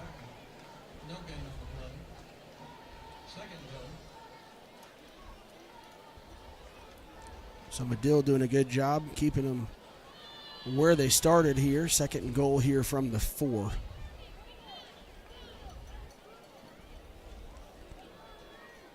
Roundsville and Will Garrett in there. Roundsville getting pursued from the backside, but he'll carry a Madill defender into the end zone for a Tiger touchdown. The homecoming king was back here with a pancake. Mikey Turner doing a good job kicking out and dumps his guy around the 10-yard line. Sean fought through that first traffic and into the end zone. Garrett all gone for his 3rd extra point of the night. 2:18 left in the first quarter. Trying to make it 21-0. Snap, hold, kick is up. And it's good. That's another Cokes Mechanical point after attempt. It's a Cokes Mechanical point after. Don't pay big company prices. Call Cokes Mechanical. Need your AC service? Let our dad serve you. Welcome back to Tiger TV. Your Tigers take a 21-0 lead here in the first quarter. It's homecoming tonight. We mentioned it. One Mikey Turner named homecoming king and then gets a pancake block on that last play as Sean Roundsville gets into the end zone. We'll take a look at that touchdown run. A Hotworks Mustang replay. Tiger's going to release that end. He almost gets to him, but Roundsville just sheds him. Mikey Turner just going off screen with that pancake block as Roundsville gets into the end zone. Little pancakes for supper? That's right. He's like IHOP, open all night. Mm-hmm. Good kick there, fair catch. Ogg sends this one high end over end. It'll be fair caught at about the 8-yard line. So Madill, this isn't the college rule. I was fixing to say that's like college and pros. It's a touchback, but it's not. You don't get to do that in high school. They don't get it it's not a touchback, or it's not at the 20-yard line. You fair catch it in high school. That's where you're getting the football, and that's a mistake right there that starts you off in your own territory that you can't make. I mean, he had some room to run, and maybe he just was a little confused on the rule there. I love that Jalen Lane is over right next over to in the Madill huddle playing his corner position, and he's tuned in. What we doing, guys? Yeah, what's the play call here? Chris Paul used to do that a bunch with the Thunder. He would stand in the other team's huddle, and then they'd realize he was there. Just lurking Get out behind of here, it. dude. Yeah. Now he's been on so many teams, they might think he's still part of the team. Probst jumped off. A whistle before the play. It'll be offsides Tigers. If you're Wyatt, they're going to get him out right now. You can't jump right there. He's not even, I don't think he's even going on pressure right there. And he's pretty upset with himself. He'll come out and get right back in there. Get a little talking to. Wyatt's done a good job this year coming off the edge and really playing that outside backer position that's a new position here for the Tigers is in the 3-4 defense. Ty Hudson checks in for him. Both those guys on the homecoming court tonight. Nick Wright, Cam McDoulet, Braden Baker there on the line. Madill will hand it off, and Falwell sheds a block and makes a tackle. Excuse me, that'd be Avalar scraping over a block and making a tackle. So it's about time Avalar got him a tackle. It's been, been a minute or two. Second and short for Madill. One of their first second and short opportunities that we've seen tonight. Yeah, you got some options here. You can kind of take a shot if you want to. Baylor Bond eyes the sideline over there. We're going to hand it off. Up the middle, it'll be plugged up immediately. Cam McDoulet, he falls forward for maybe a yard, but McDoulet, Gonzalez, Wright. Those guys did a really good job. Good one. They did a really good job last week playing against the option attack, kind of setting the tone up front. Again, tonight, McDoulet with 3 tackles here so far. If you're Madill, you've got 3rd and short. Your short passing game has been very effective. Baylor Bond has been very accurate. I would expect to see them throw a hitch or an out here and try and get past the first down marker. They're going to keep it on the ground, and he's going to be pursued. McCoy, Lane, everybody coming up. Yeah, Jalen Lane with a tackle for loss. Jet McCoy there to help as well. Nice pursuit laterally down the line. That's a big blow right there from Lane as he comes in and blows up his lower half. You see Avalar and Goodwin do a good job of stringing that out to the sideline, and that gives McCoy and Lane enough time. That's run all the way, so they're coming in pursuit and string it out far enough behind the line, and they come make a play behind the line of scrimmage and force a punt from Madill. Yeah, Avalar fast flowing out there in the alley, and he does a really good job of not getting upfield. Falwell about snuck his way through there to get a hand on it. It's kicked out of bounds. This time they didn't want to give number 11 a chance at another return. That's unfortunate for the fans at home, but fortunate for the Madill Wildcats. Yeah, Mr. Trevino for Madill kicks that one almost in the water jugs over there. I think I brought this up before. We were playing R.W. McCorder's nephew when I was in high school, and Coach Whitson would tell me, if you punt the ball to him, you will no longer be the punter. I don't know if he'll do anything for the rest of the night if you kick the ball to him. So. Right. If it gets anywhere and close sometimes that can really him. psych you out when you're punting, kicking. You're not used to kicking the ball out of bounds. Maybe trying to pin somebody deep, but sometimes you shank those deals. Oh, what Cruz a throw. Campbell throwing it deep. McAdoo going up and getting it. Great job, Cruz Campbell, staying with it there. Thought he had McAdoo early in that route. Decides to get flushed out of the pocket and then steps up and throws it down there. McAdoo, good job staying with the route as well. Wow. Nice pitch and catch there. Cruz Campbell with a big-time arm right there, rolling away from it and kind of throws that thing off his back heel. He sees McAdoo going towards a post, and McAdoo reroutes to the corner. Cruz, I mean, what a ball. That thing was not dying as it went. He threw it where he wanted to throw it. I initially thought he was throwing it away as Garrett Ogg puts the extra point through for another Koch's Mechanical point after attempt. It's a Koch's Mechanical point after. Got AC trouble? Call our dad. Bo knows heat and air. When it comes to heat and air needs, local matters. Welcome back to Tiger TV. Tigers take a 28-0 lead with 9 seconds left in the first quarter on a pretty spectacular play from Cruz Campbell here. We're going to watch this one again on Hotworks Mustang replay. Cruz Campbell steps up, flushed away from his throwing arm, sets his feet, throws it up, and McAdoo's there to bring it in and haul it in for a touchdown. And McAdoo goes up and gets it over those two guys, too. I mean, there was no contact there. Brady obviously can jump a little bit. We've seen that a couple times. It's been captured by RSP Photography over the years where he's 74 feet in the air. He goes up high, and what a throw by Cruz Campbell, falling away from it. He was on the 43 when he let that go, throwing off his back foot 43 yards, and it had some tight spin, and I mean, right at the goal line, McAdoo, what a play and what a throw by Cruz Campbell, and special kid. Absolutely, just a fantastic play as Gunnar Flaherty comes in to kick it off for the Tigers, giving Garrett Ogg's leg a little bit of a break. Madill will fair catch it again, this time with a little better field position at the 25-yard line. That's number 11, Joaquin Menchaca there, another freshman for the Wildcats.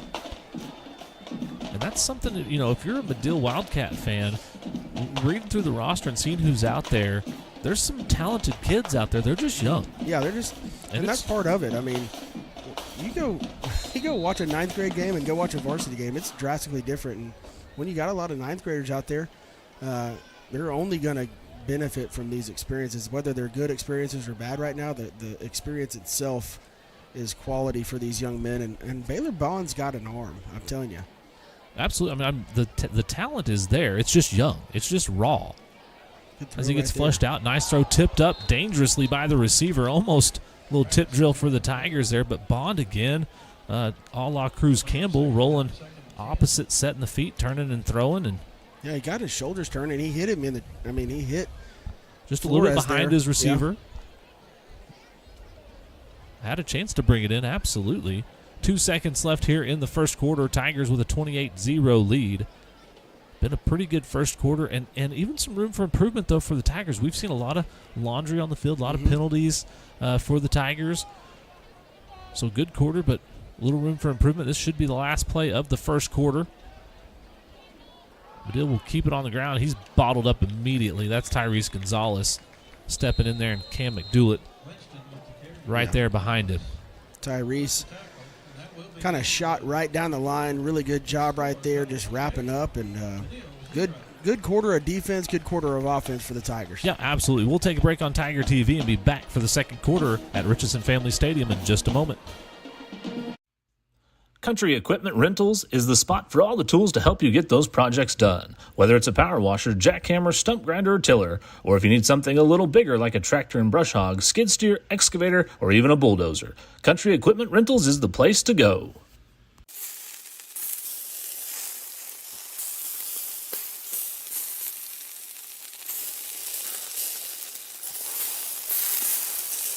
At Jamie Joe's, our burgers are handmade with 100% pure beef. From our grill to your table, you'll love every bite. Jamie Joe's, half-price burgers all day Monday. Welcome back to Tiger TV here at Richardson Family Stadium on homecoming night. Hopefully everybody's out here. Hopefully maybe they snuck a couple pocketfuls of candy in. No, There's a little go bit to the of candy concession on, stand. There's if you need some candy, just make your way out onto Main Street. Yeah, because there's look up the parade route. Yeah, drive down the parade route and get all the candy you want. Yeah, it's like the cookie crumbs, Santa Claus dropping them in the little Hansel and Gretel trail through town of homecoming candy. 3rd and long for Madill. Tiger defense trying to get another stop. They've been stingy tonight, trying to do it again. Gonzalez comes. Pressure, McDoulet flushed in there. Bond's going to throw it away again. So he gets flushed out of the pocket. Good coverage down the field as well. Didn't have anywhere to go with that football. Kendall and Jordan Lane, really good job right there in coverage, just staying tight and not giving anything away. And good pressure. Falwell was coming in pressure, kind of forced that out of bounds. So another 4th down and about 13. I think it's a 3rd possession in a row. It's been about 4th and 13. 12 or 13, so McAdoo wanting it back there. I'll tell you, as good as McAdoo's been in the return game, C.J. Simon's been just as good in the blocking game for him as the other deep man. Yeah, he's kept that first guy off of him quite a bit, giving him an opportunity. They're going to kick this one to the sideline. It'll check up and roll out of bounds, little backspin on like it. My sandwich. Right. Online. Right. Tiger Woods video game. Yeah. 41-yard lines where this one will start. And imagine you watch the Tiger offense kind of. I think you keep letting Cruz do what he does. Roundsville only carried it twice, I think, tonight. Once for a touchdown. Yep, offensive line doing a great job tonight. There in the middle, number 50, Ryan Morales. Snapping the ball Ryan for the Morales Tigers. / Gonzalez. Will Garrett in there at the fullback position.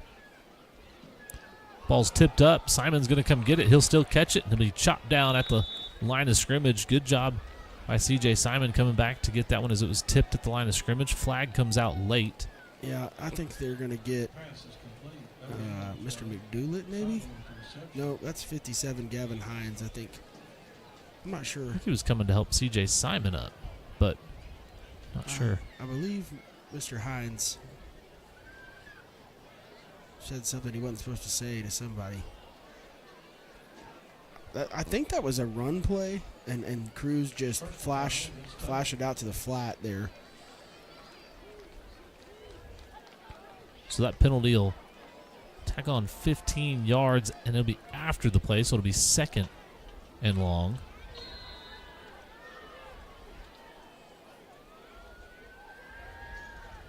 Campbell throws to the sideline. Simon goes up, brings it in. About a 15-yard gain right there. Getting that penalty yardage back there.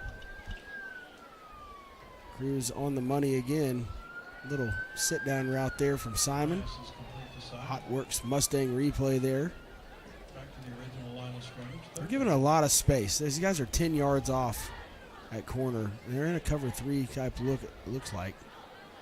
Set his feet again. Down to Simon. Nice pitch and catch there, and nobody's going to catch C.J. Simon as touchdown Tigers. A little skinny post between two defenders. And he puts the ball on the money. Hot Works Mustang replay coming at you quick.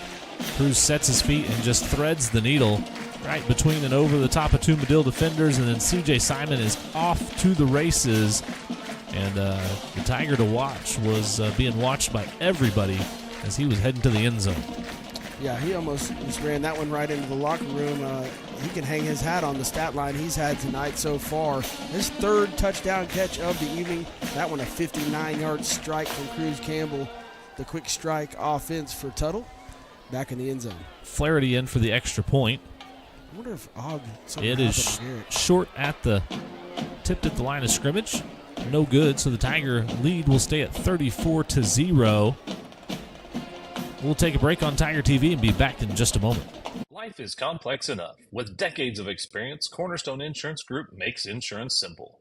We can help with coverage for your home, farm, or ranch, coverage for all the drivers, cars, and equipment in and around your house, coverage for your business, large or small, life insurance to give you peace of mind.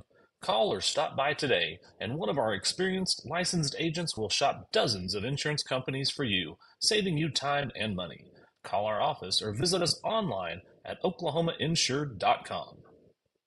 Hey Tiger fans, if you're looking for a church home, we have a place for you at First Baptist Church. From children's and youth activities to senior adults, we have a ministry for everyone in your family and would love to have you join us. If we can pray for you, email us at prayforyou@att.net. We love you and hope you have a blessed week.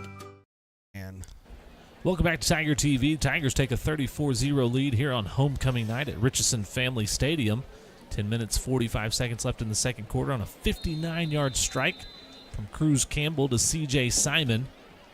Simon was our Tiger TV Tiger to watch.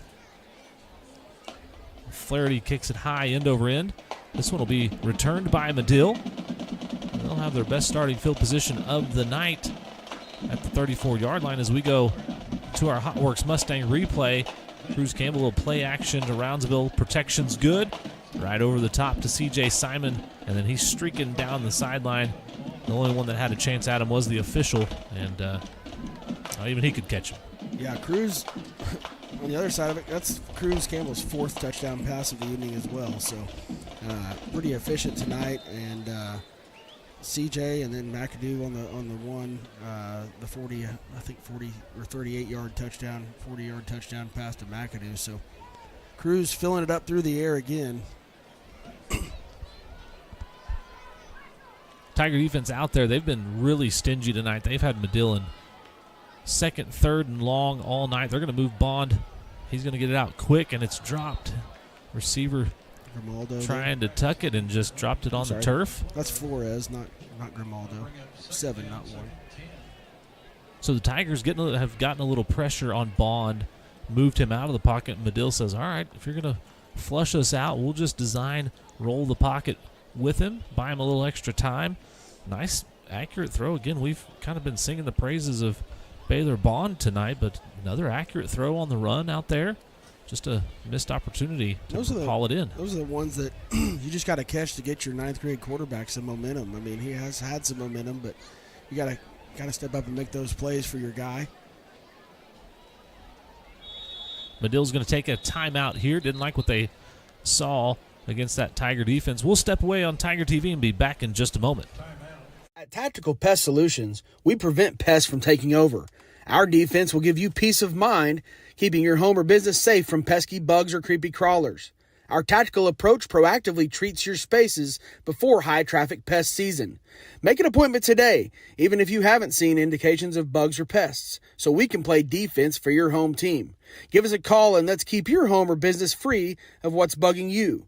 Tactical Pest Solutions. We can beat the bugs to the punch. Whether you just came from a workout or you're just out and about, our Social Sips have everything you need to feel good to feel good. Here at Social, we have a variety of teas, shakes, social bowls, or you can even try one of our cold brew coffees, made with you in mind. At Mustang Social and Hometown Social, it's always tea time.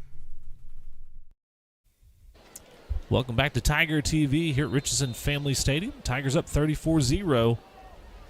Madill has it 2nd and 10. Trying to get things rolling on offense. Tigers bringing pressure. Bond not able to connect with a receiver there. Had two in the vicinity. Kind of drops it in between both receivers. Had to throw that one a little quicker than he wanted to as pressure was coming in a hurry. Yeah, that one intended for Talon Reeves, another 9th grader. Just wasn't able to get his head around as Bond had to get rid of it quick. 3rd down for Madill, another 3rd and 10 coming up. They've been 3rd and 10 plus quite a bit tonight, and that's tough for any offense, but especially a young offense against a talented Tiger defense like we have here tonight. I think they might roll right here. Oh. He's going to step back, put his foot in the ground, throw it up in the air as Lane goes up, brings it in. He does get a foot down, I believe. They will mark it as an interception. And so on 3rd and 10, Madill tries to put one up there. Bond, again, has to throw it just a hair quicker. It's a really good play by Jordan Lane going up, a la Mike Jordan, going up high in the rafters, as they say, and high points the football, gets a foot down, and 34-yard line, 8.5 minutes left here. And the clock is running right now. 8 minutes, 20 seconds left in the second quarter. McAdoo out here and Kendall out here, and one guy playing defense. Nobody covering Kendall out here. They shift late. They'll hand it to Roundsville over the right side. He's going to bust free. And he's going to be streaking down the sideline. Nice stiff arm there, spinning with the defender, throws him off. He's forced out of bounds at the 28-yard line.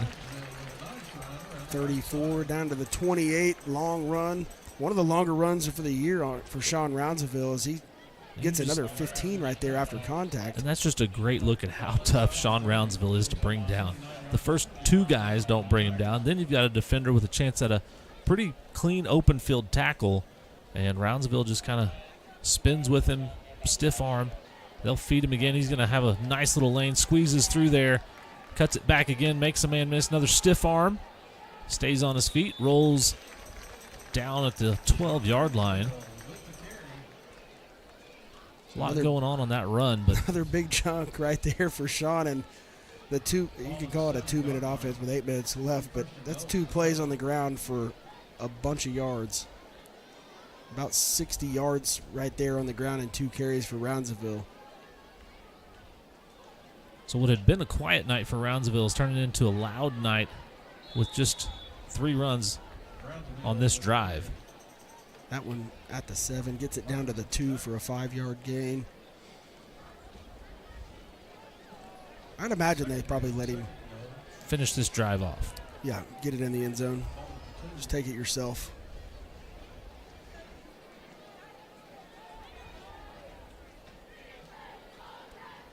They will give it to him. He'll follow that lead blocker, Will Rogers, in there. And it's another Tiger touchdown. Sean Roundsville this time from 4 yards out. They extend the lead 40-0 Tigers here on homecoming night. Yeah, Will Garrett just opens up the hole there, and Roundsville, his easiest run of the drive there. 4 carries for Roundsville, and I think about 64 yards on 4 carries and a touchdown for Sean. Flaherty in for the extra point, and it's good. So that's a Cokes Mechanical point after. It's a Cokes Mechanical point after. Got AC trouble? Call our dad. Bo knows heat and air. When it comes to heat and air needs, local matters. Welcome back to Tiger TV. Here, Tigers extend their lead 41-0. This drive was all courtesy of Sean Roundsville. 4 rushes, 64 yards. This is the second run here, making people miss at the line of scrimmage, making people miss at the second level. Hey, CJ, get out of the way. Then to the third level, and finally brought down, and then punches it in 2 plays later for a 4-yard touchdown run. As you see right here, he's going to follow big number 44, Will Garrett, excuse me. I went to Will Rogers, though. Will Rogers, Garrett Rogers. Garrett. He never met a man he didn't like. That's right. He could also handle a rope and.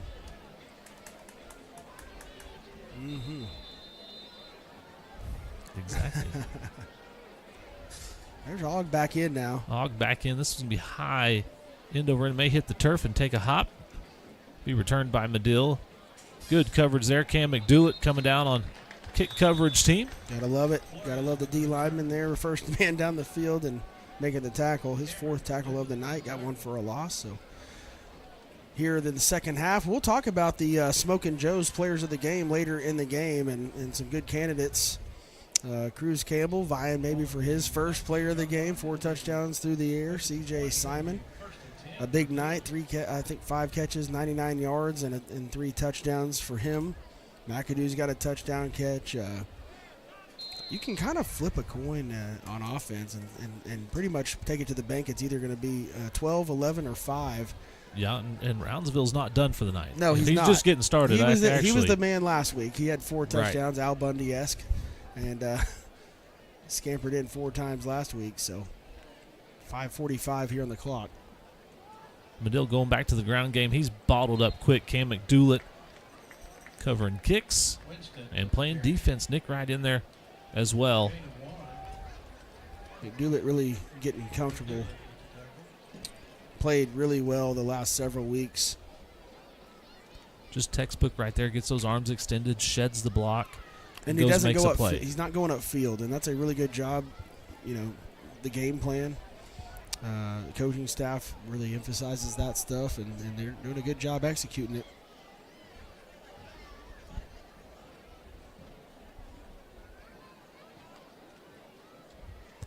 Bond getting it out quick to a man, trying to spring free. Falwell's out there to make the tackle, and there was a couple Tigers pinning that play up. That'll be a loss there of 1. Gonzalez and Falwell out there. Falwell's going to get the tackle. Yeah, Gonzalez and Falwell did a good job breaking their feet down. The guy had a little space. You break down. You don't dive at anybody. And then Falwell shoots in for 2 like he is in the wrestling mat and gets the takedown. Bobby Williams will like that, as Falwell a part of the wrestling team. Absolutely. 3rd and 10 again for Madill.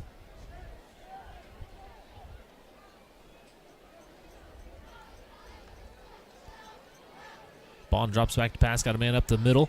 It's going to be picked off. That's Zarian Kendall. He's got some room to run. Green in front of him down to the 5. Touchdown Tigers. That's a pick 6. Courtesy of Zarian Kendall. Bond had a man early and just puts it a little too high. Now Zarian just steps right in the path there, and that one just a little too high down the seam. You saw him complete that one earlier, or almost complete it, and Kendall broke that up with a big hit, got flagged for it.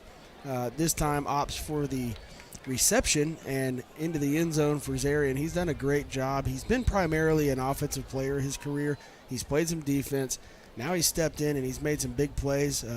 Did a really good job in the Newcastle game also. Flaherty gets a boot into that one. Is it good? I think it was no good. The extra point was no good, but the flag's down. Looks like there's a flag down there. He's running into the kicker, so we'll get another crack at it. Personal foul, roughing the kicker. Why are they saying no good? I think the coaches down here said it was good. Why are we not counting it? He struck it well. Ballard's confused down here why it's. Oh, Falwell is saying that it was wide left. So, I believe Luke.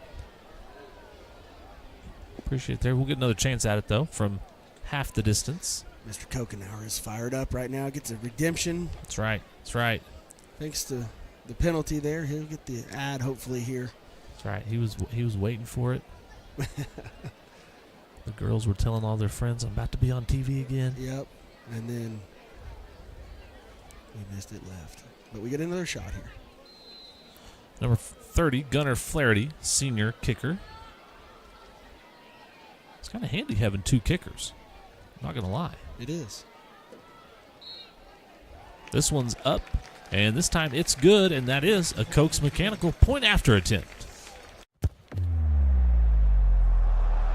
It's a Cokes Mechanical point after. Got AC trouble? Call our dad. Bo knows heat and air. When it comes to heat and air needs, local matters. 27. Jeff here with Triton Foundation Repair. I'm here to remind you that we always have and always will offer free foundation evaluations to Oklahomans. At Triton, we know your home is a big investment and your money is hard earned. So when you call us for a free evaluation, our specialists will perform a thorough foundation evaluation and only give an estimate when foundation repair is necessary. So visit TritonOK.com to schedule your free foundation evaluation.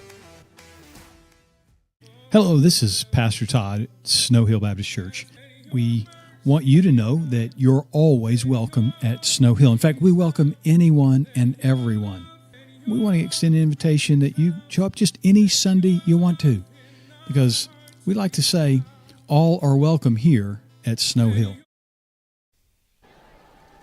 Welcome back to Tiger TV. Garrett Ogg kicking it off for us, and he'll kick it deep into the end zone for a touchback.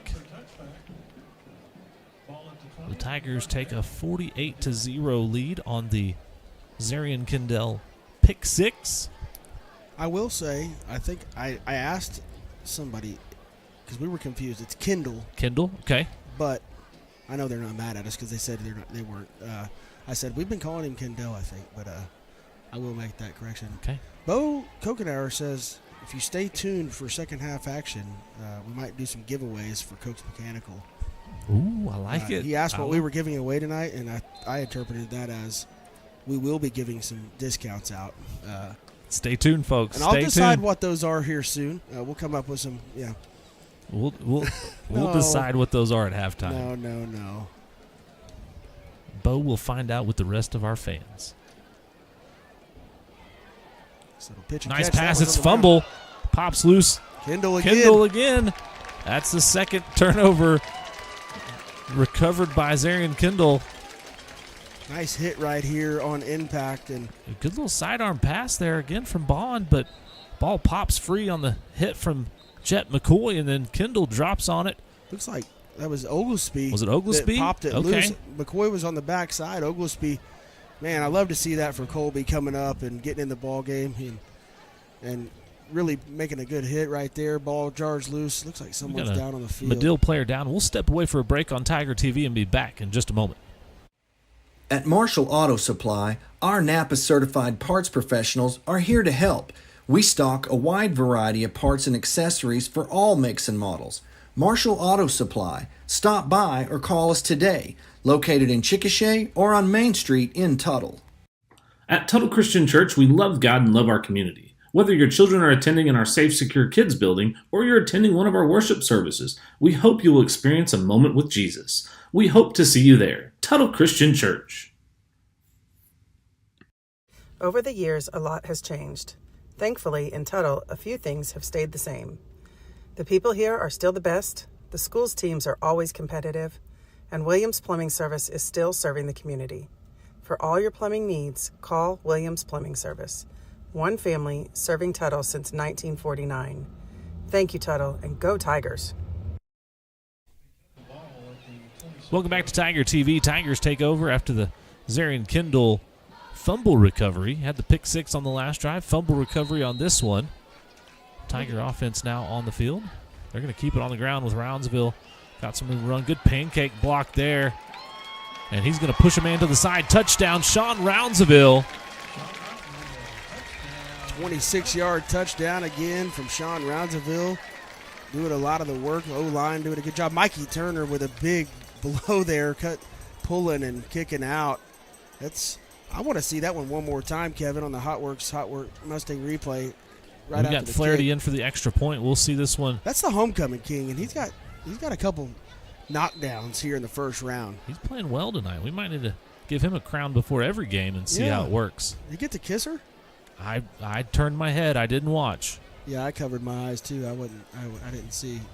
Maybe I'll ask our middle school guy, Mr. Peck, up here if You see anybody kissing down there in the field? That's a Cokes Mechanical point after from Flaherty.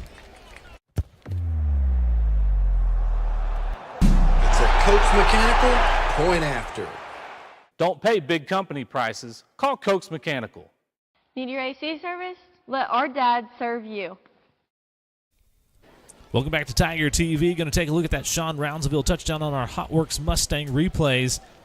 Big Mikey Turner just explodes. He gets that guy off the ground. Oh, it was devastating, and then Roundsville slips through. McAdoo was screening out there, and he makes the guy miss, gets him up underneath him. Here's a question. Can an offensive lineman be the Smokin' Joe's player of the game? Not when you win Homecoming Queen. Or King. Homecoming King.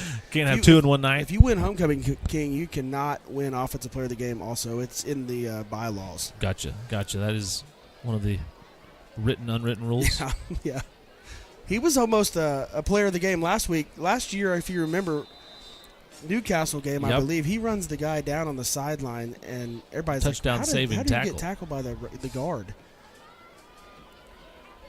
And he saved a touchdown, and it was a huge play. Good kick there from Flaherty. Big hit by one of the Madill guys, but the coverage team does good work. Madill will start deep in their own territory again, about the 33-yard line this time.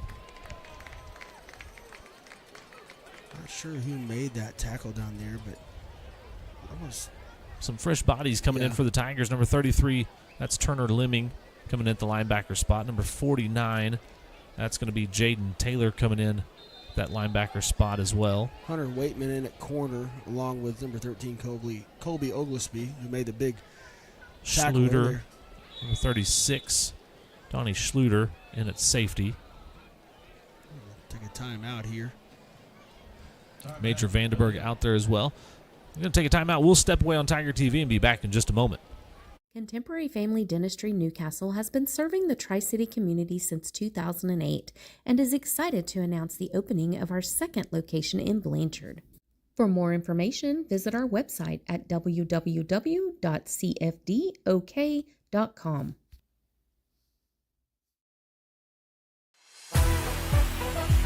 The First National Bank and Trust Company presents to you the Tuttle Team Spirit Card. We proudly serve more than 20 area schools and have donated more than $82,000 in 2023. So, what are you waiting for? Support your Tuttle Tigers and make every transaction count. Come by the bank to get your Team Spirit Card today at no cost to you. The First National Bank and Trust Company. Member FDIC.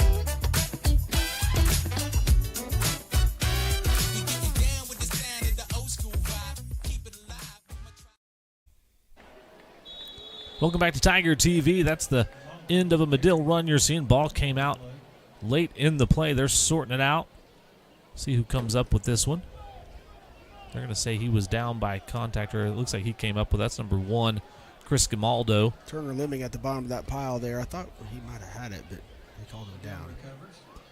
2nd and 9 for Madill now. Gage Goodwin.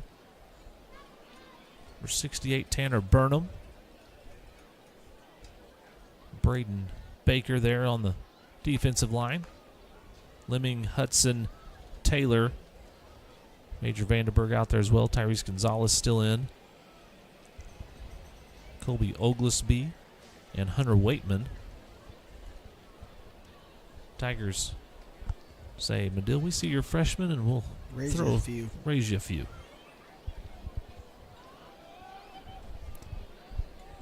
45 seconds left here in the first half. Tigers up 55-0 over Madill. Defense trying to keep things rolling. Madill run it up the middle and get a couple. Gonzalez there helping out on the tackle. About 4 yards on that carry. Look like Baker getting up off the pile as well.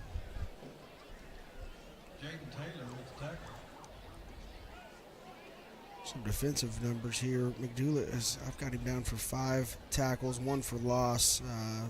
You mentioned Zarian Kendall, an interception, and then the very next play, a fumble recovery. That one's going to take us to halftime here in Tuttle. A big half here for the Tigers.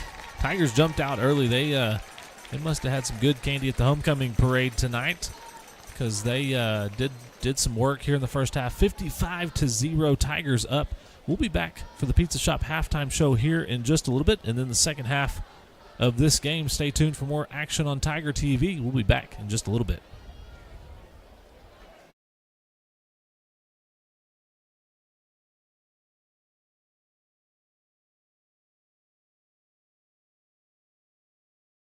Whether you just came from a workout or you're just out and about, our Social Sips have everything you need to feel good to feel good.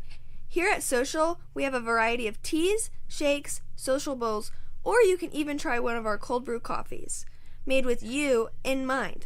At Mustang Social and Hometown Social, it's always tea time.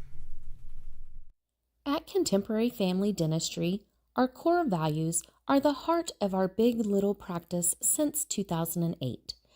Our friendly and professional staff are here to ensure your experience at the dentist is a positive one. Does going to the dentist cause you anxiety? No worries. We offer IV sedation for all procedures and your comfort. We are open Monday through Friday at our Newcastle location and now also in Blanchard. Hey Tiger fans, if you're looking for a church home, we have a place for you at First Baptist Church. From children's and youth activities to senior adults, we have a ministry for everyone in your family and would love to have you join us. If we can pray for you, email us at prayforyou@att.net. We love you and hope you have a blessed week. As a mama, you're constantly pulled in every direction.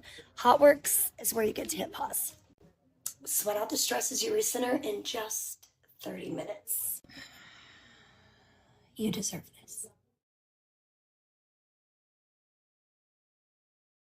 At Tactical Pest Solutions, we prevent pests from taking over. Our defense will give you peace of mind, keeping your home or business safe from pesky bugs or creepy crawlers. Our tactical approach proactively treats your spaces before high-traffic pest season. Make an appointment today, even if you haven't seen indications of bugs or pests, so we can play defense for your home team. Give us a call and let's keep your home or business free of what's bugging you. Tactical Pest Solutions. We can beat the bugs to the punch. High-speed fiber internet is now available from Tuttle Broadband. Get faster speeds, up to 1 gigabyte in the most modern service available. Stream your favorite shows and get connected with no service contract and competitive pricing. Tuttle Broadband. Schedule your installation today. High-speed fiber internet for a more connected Tuttle. The First National Bank and Trust Company presents to you the Tuttle Team Spirit Card. We proudly serve more than 20 area schools and have donated more than $82,000 in 2023. So, what are you waiting for? Support your Tuttle Tigers and make every transaction count. Come by the bank to get your Team Spirit Card today at no cost to you. The First National Bank and Trust Company. Member FDIC.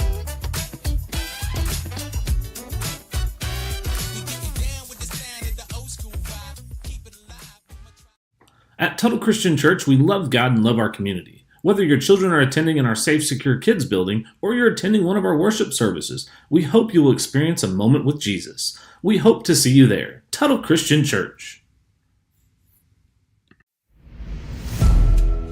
There's a few things we live by in Oklahoma: honesty, integrity, and hard work. At Triton Foundation Repair, if you don't need foundation repair work, we will be the company that tells you, because when you do need it, we want to be the company that doesn't. Honesty, integrity, and hard work. Triton Foundation Repair.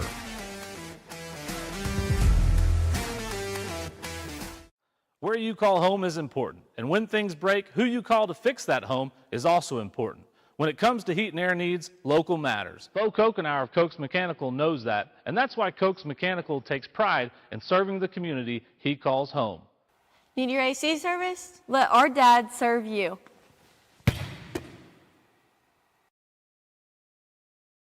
How long's it been since you had pizza? I mean good pizza. Piping hot, cheesy pizza that'll make your mouth water. At the Pizza Shop, we make old school pizza at old school prices. The Pizza Shop, 410 East Main, Tuttle. At Ortho Central, we're committed to making your life better. Whether it's getting you back to the sport you love, chasing after grandkids, or easing chronic pain. With locations in Norman, Midwest City, and Newcastle. Ortho Central, we're part of your team. Country Equipment is your locally owned full-service dealer of Kubota, Polaris, Skag, and Hustler equipment. Whether it's for 2 or 200 acres, Country Equipment has the Kubota tractor and attachments to help you get the job done. Country Equipment carries a full line of trimmers, blowers, chainsaws, and more from top brands like Echo and Steel. Mowers from brands like Kubota, Hustler, and Skag are sure to keep your place looking great all year round. Plus, a full parts and service department for all the brands we carry. Come see us today at your locally owned Country Equipment.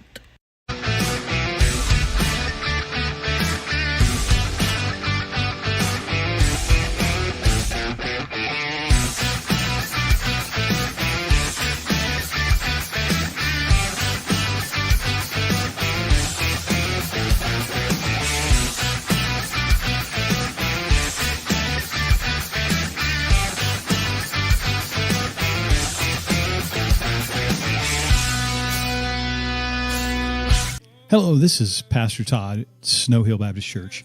We want you to know that you're always welcome at Snow Hill. In fact, we welcome anyone and everyone. We want to extend an invitation that you show up just any Sunday you want to, because we like to say all are welcome here at Snow Hill.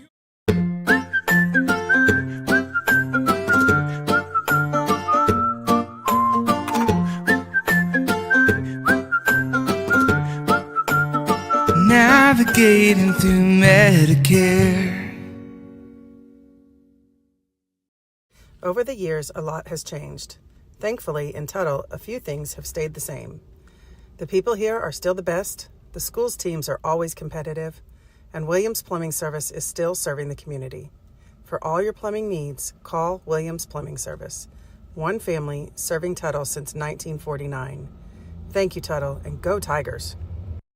Al's Heat and Air is a proud supporter of the Tuttle Tigers. Serving the Tuttle area for almost 40 years, we work on all makes and models. As a trained comfort specialist, we sell the best and service the rest. Al's Heat and Air, 405-381-3602.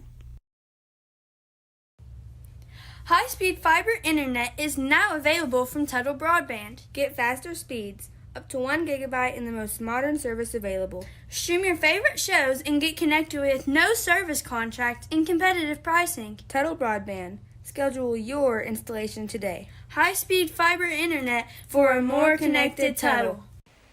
At Marshall Auto Supply, our Napa certified parts professionals are here to help. We stock a wide variety of parts and accessories for all makes and models. Marshall Auto Supply. Stop by or call us today. Located in Chickasha or on Main Street in Tuttle. Stay ahead of the curve and keep your small engines running right this off-season. At Simmer Sales and Service, we have you covered.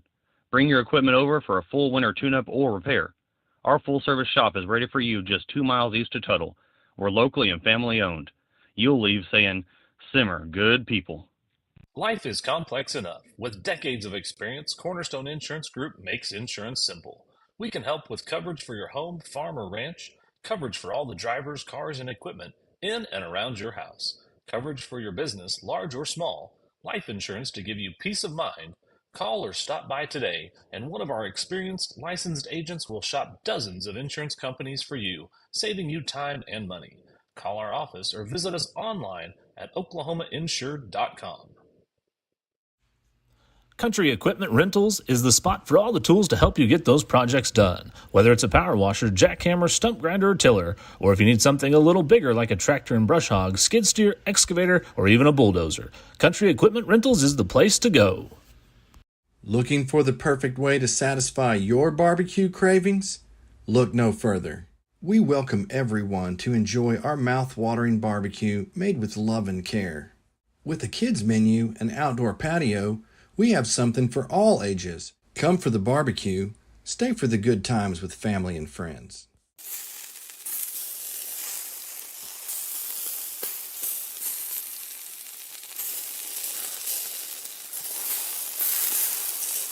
At Jamie Joe's, our burgers are handmade with 100% pure beef.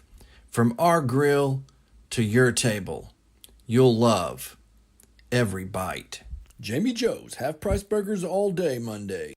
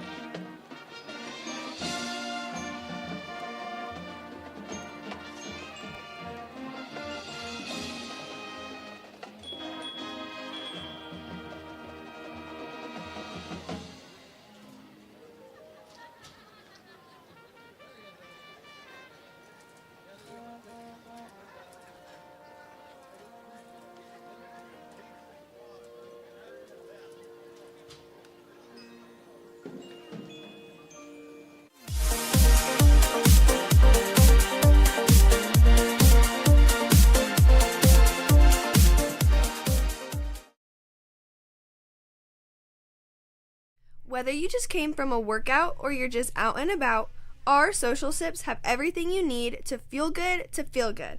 Here at Social, we have a variety of teas, shakes, social bowls, or you can even try one of our cold brew coffees, made with you in mind. At Mustang Social and Hometown Social, it's always tea time. At Tactical Pest Solutions, we prevent pests from taking over. Our defense will give you peace of mind, keeping your home or business safe from pesky bugs or creepy crawlers. Our tactical approach proactively treats your spaces before high-traffic pest season. Make an appointment today, even if you haven't seen indications of bugs or pests, so we can play defense for your home team. Give us a call and let's keep your home or business free of what's bugging you. Tactical Pest Solutions. We can beat the bugs to the punch. Looking for the perfect way to satisfy your barbecue cravings? Look no further. We welcome everyone to enjoy our mouth-watering barbecue made with love and care. Our family-friendly barbecue joint is more than just a restaurant. We're part of the community, and our friendly staff will make you feel right at home. Smokin' Joe's Rib Ranch in Tuttle and Rush Springs. Come for the barbecue, stay for the good times with family and friends. Contemporary Family Dentistry Newcastle has been serving the Tri-City community since 2008 and is excited to announce the opening of our second location in Blanchard. For more information, visit our website at www.cfdok.com.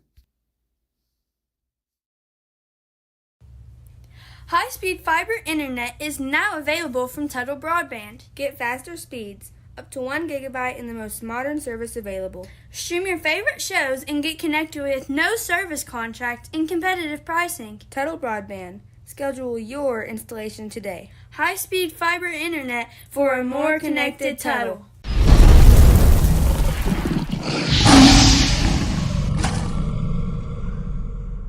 How long's it been since you had pizza? I mean good pizza. Piping hot, cheesy pizza that'll make your mouth water.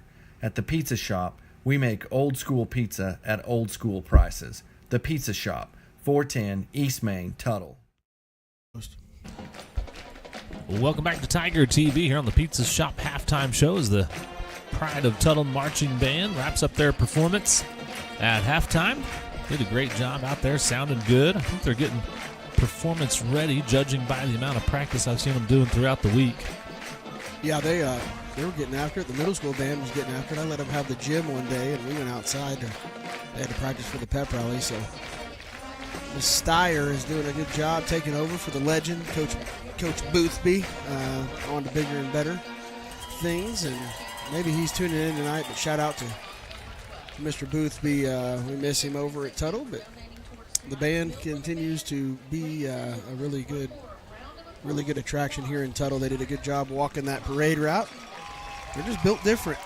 They are. They're doing a great job, and they've come a long ways from where we used to be band-wise here in Tuttle, so it's exciting to see that program thriving as well. And the football program's thriving tonight on the field. That is not a misprint on your screen. It is 55-0 at halftime.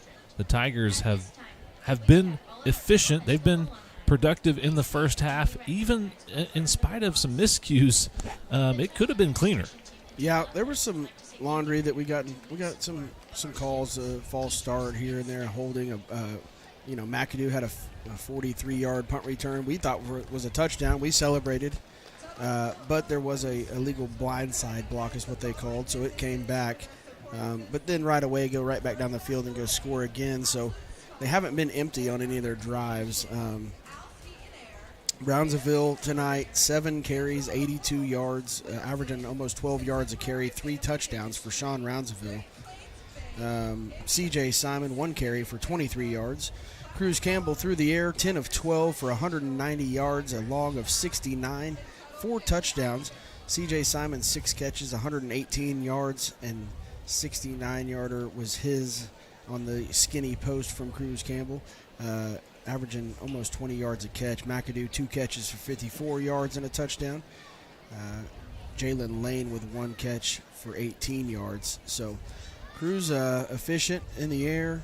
He's been around, and The last couple of weeks with the teams we've faced, I mean, it's not been something that he's thrown the ball a ton because he's been out of the game earlier in the game. And so I think he's been about 10 of 12, 11 of 13, 14, 9 whatever. of 10 against Noble. 9 of 10 against Noble for about a couple hundred yards tonight.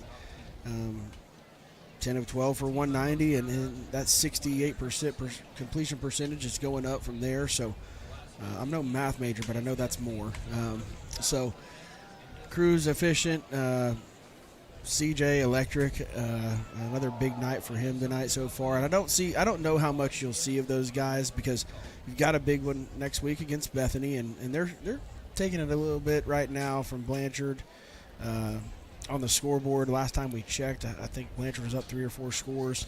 Yeah, it's 28-14 at halftime. Blanchard's up right now. Bethany putting up a little bit of a fight there. They were down 28-7 at one point in that game. So when Hera played Blanchard pretty tough a couple weeks back, yep. Or last week, one of the two. So I would expect Bethany, puts up that fight. They were ranked in the top 10.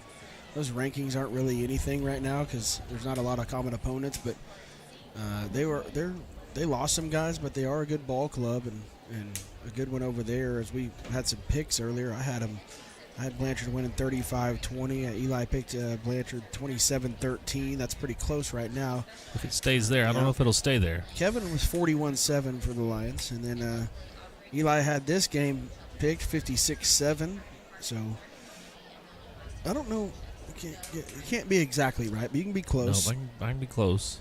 I picked at 48-3, and Kevin picked at 48-14. And then the Tecumseh Hera game. We'll check in on that score here, but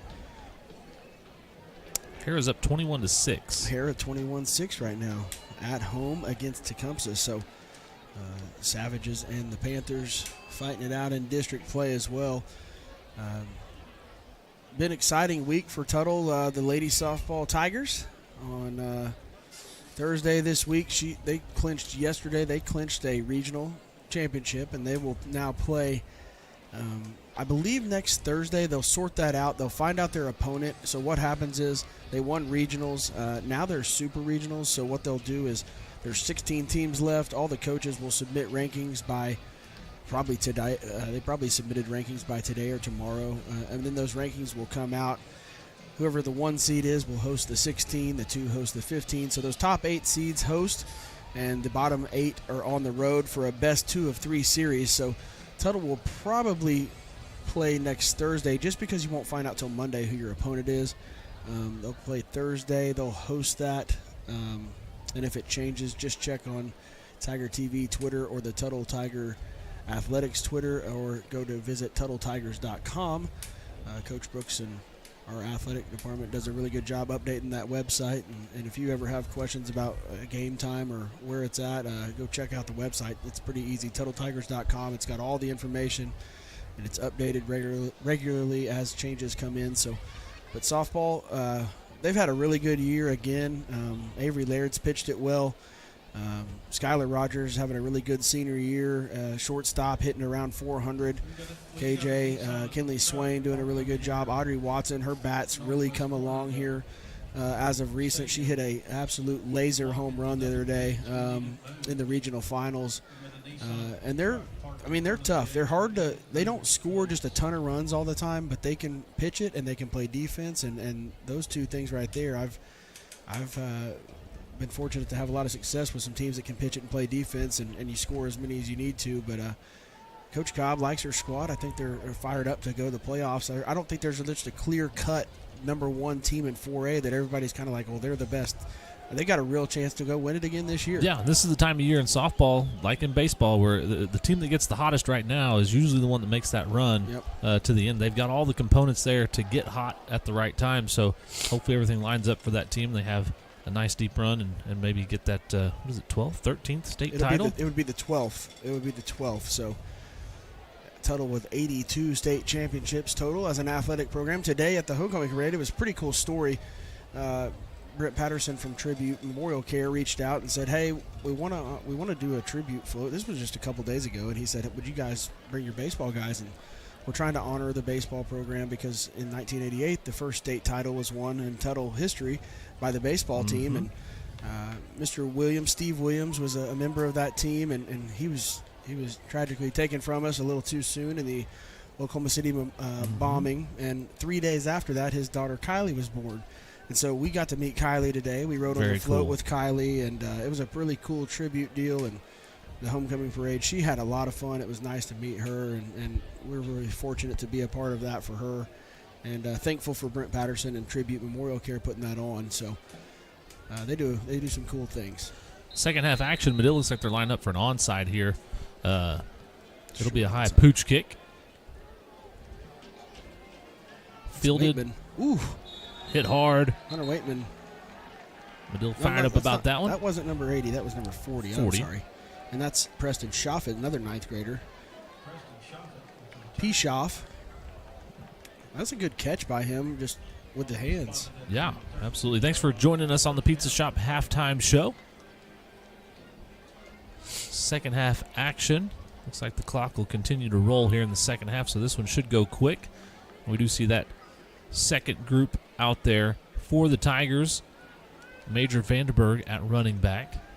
Parker Madison in at quarterback there. Vandenberg hit in the backfield and bottled up. Tries to shake loose. That looks like number 68 there, Deuce Glenn for Madill on the tackle for loss. Just behind the yardsticks there. Lost back to the 35. It'll be second down. So a loss of 1 for Major Vandenberg, number 8.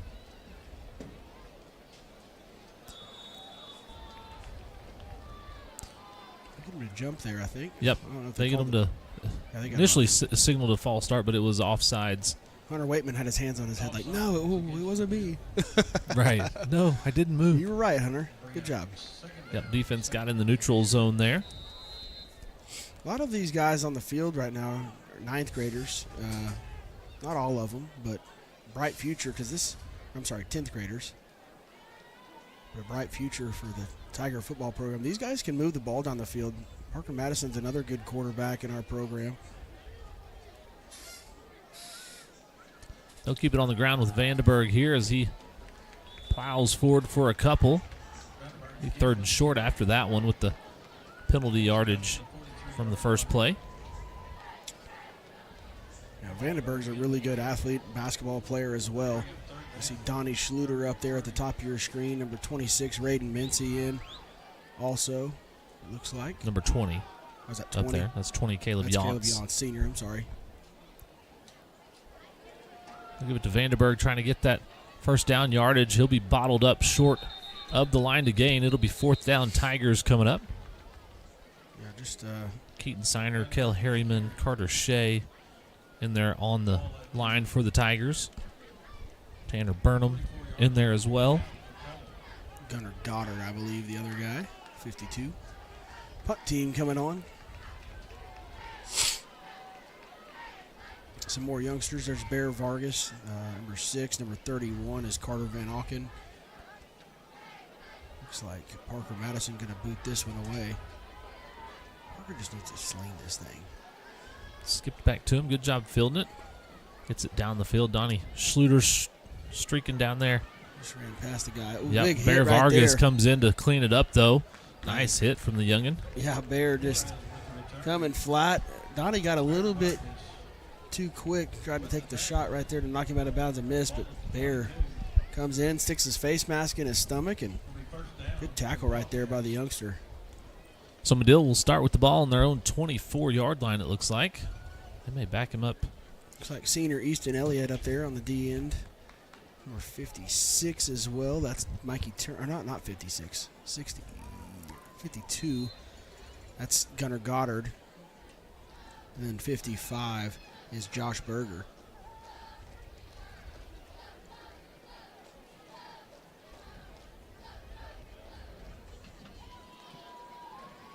Let's get a false start there. Trying to get a couple there. Madill will pick up positive yards, about 5 on that play. Number 31, Carter Van Auken in there. Easton Elliott going to get credit for the tackle.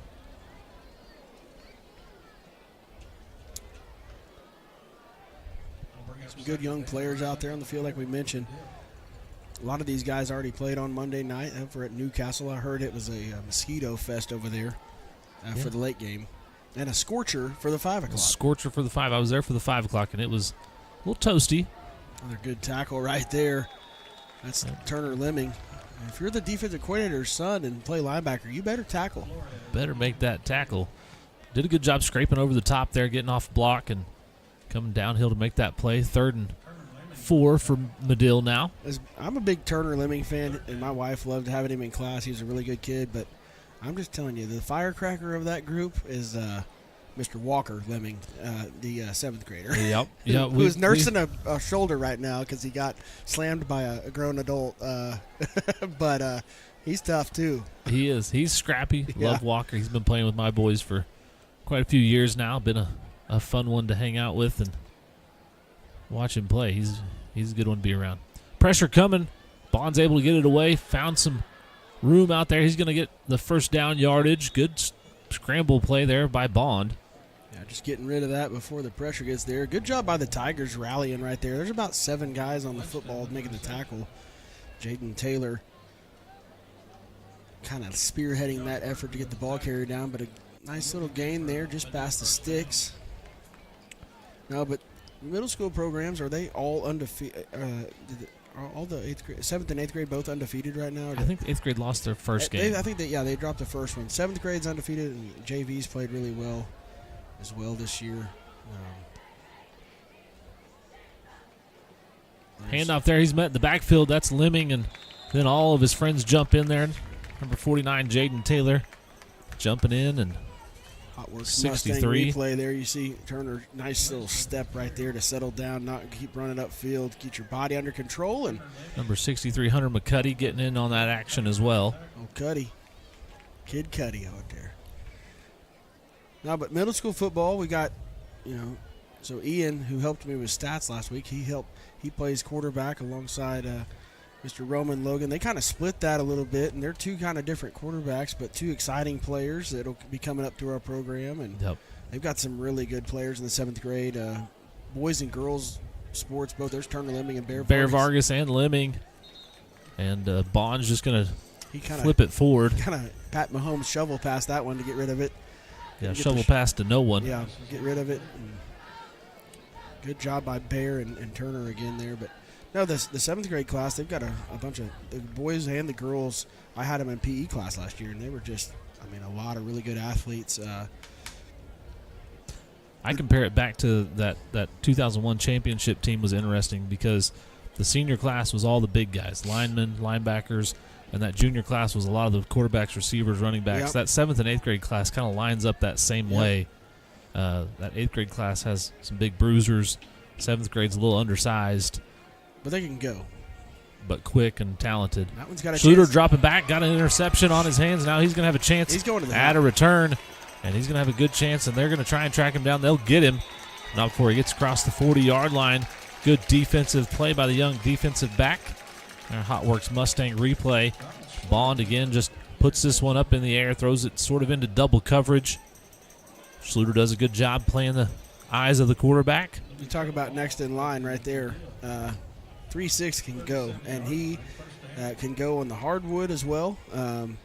Plays baseball. I don't know if he's going to continue playing baseball, but because I have a hard time feeling Coach Lance Cobb isn't going to really have him on the track because he can fly.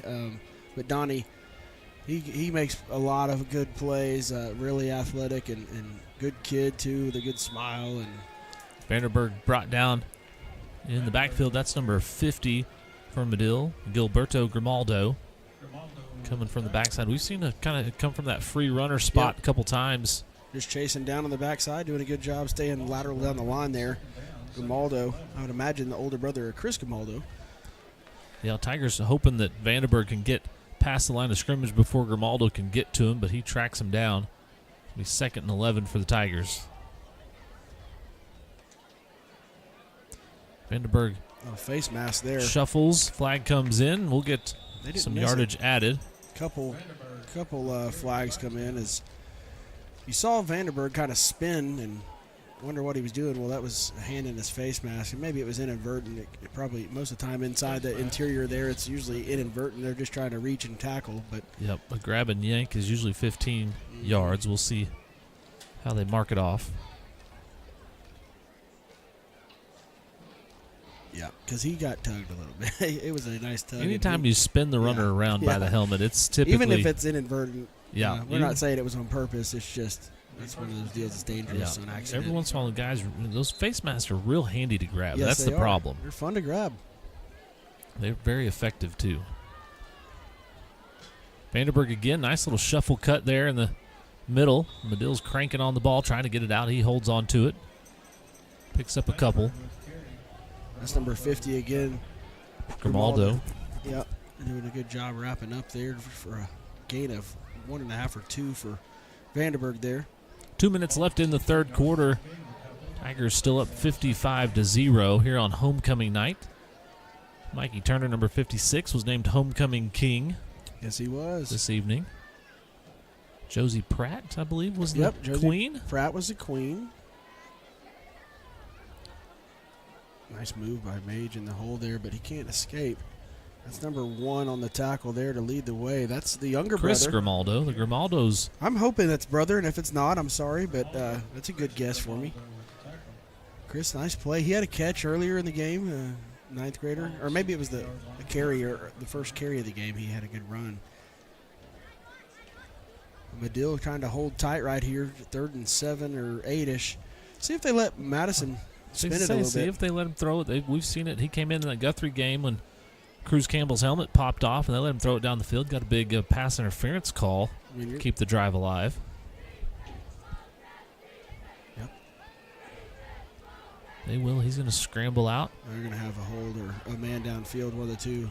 Parker, take care of yourself. Golly. Yeah. It's a big hit, and they almost look like some friendly fire from Madill there. Looks like everybody's okay over there on the sidelines. That was number 53 that looked like he was getting up a little slow, but he bounced up. That's Tobith Guevara. Late in that scramble, Parker had an opportunity to throw it over the top to a receiver that kind like of broke down 20, the field. Looked like Caleb Yance was slipped open, but Parker elected to just hang on to it. And that's when it's tough to see because Parker's trying to do a good job of managing eyes on what's in front of him and eyes down the field. And so if you take your eyes off that downfield area for just a split second when Yance makes that break, you're going to miss that. So, sure. But good opportunity for the young quarterback here to get that experience and see it in real game speed. Yeah. Looks like this one's going to run out on the third quarter as the clock is running here. So that'll be the end of the third quarter here at Richardson Family Stadium. Tigers taking a 55-0 lead into the fourth quarter. We'll be back on Tiger TV in just a moment.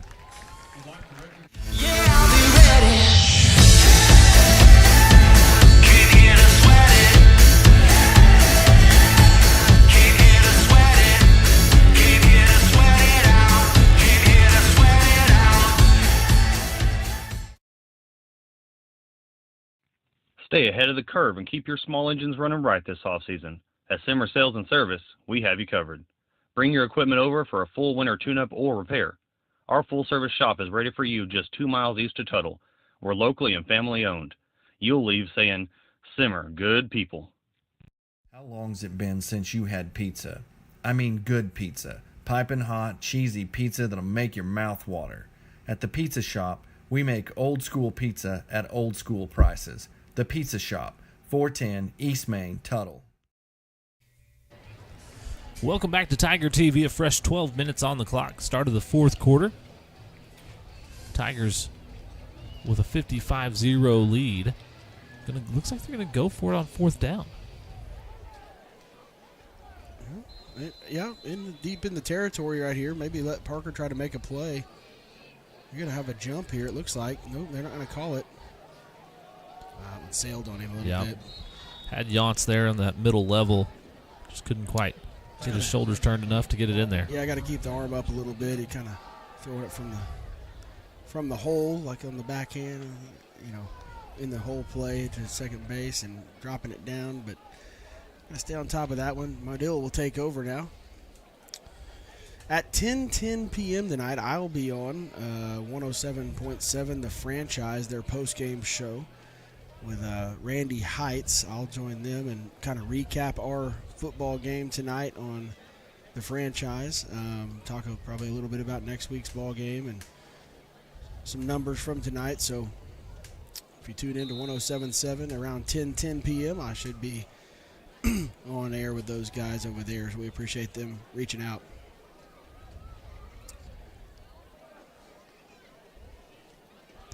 Madill gets it 1st and 10. Bond drops back. Vandenberg. Good play from Vandenberg there. They pick up about 8 on the play, but that's his favorite target there, number 7, Uziel Flores.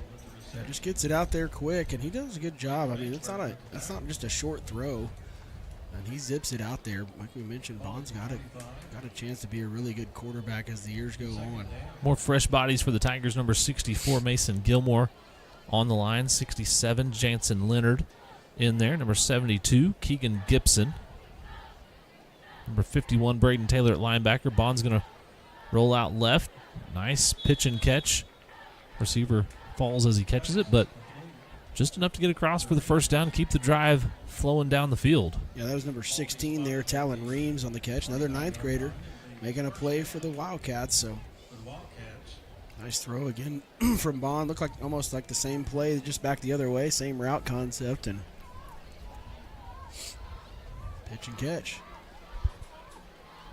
I've never seen a team use the soccer substitution board where you've got a red number and a green number side by side to call in the plays. They've been doing it on offense and defense too. Taylor. Nice play right there. In pursuit. Yeah, Braden Taylor, just really good job. Really good athletic play, not getting lost out there against the skill guy. And keeps his feet underneath him and slings the ball carrier out of bounds for, I don't think it was a loss, right at the line of scrimmage there. 2nd down and 10 now.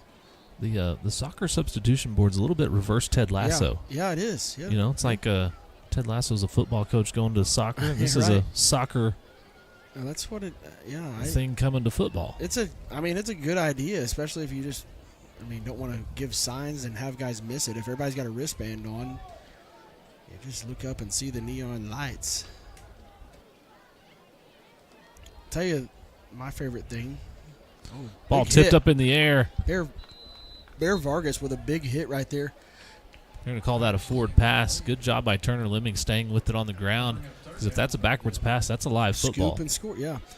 No, but my favorite, I'm telling you, pitch comms, I'm a huge fan. And I'm an old school kind of coach that has some old school tendencies in baseball. But I'll tell you, pitch comm is where it's at. And we need to get it to where the catcher isn't the only one that wears it, that the pitcher can wear it too, because if so, we can throw a pitch about every 6 seconds.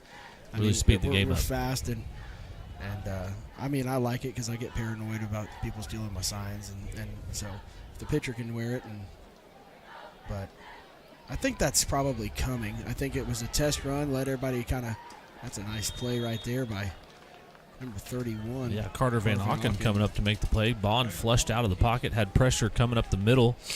Good job by the youngster defense forcing another punt here.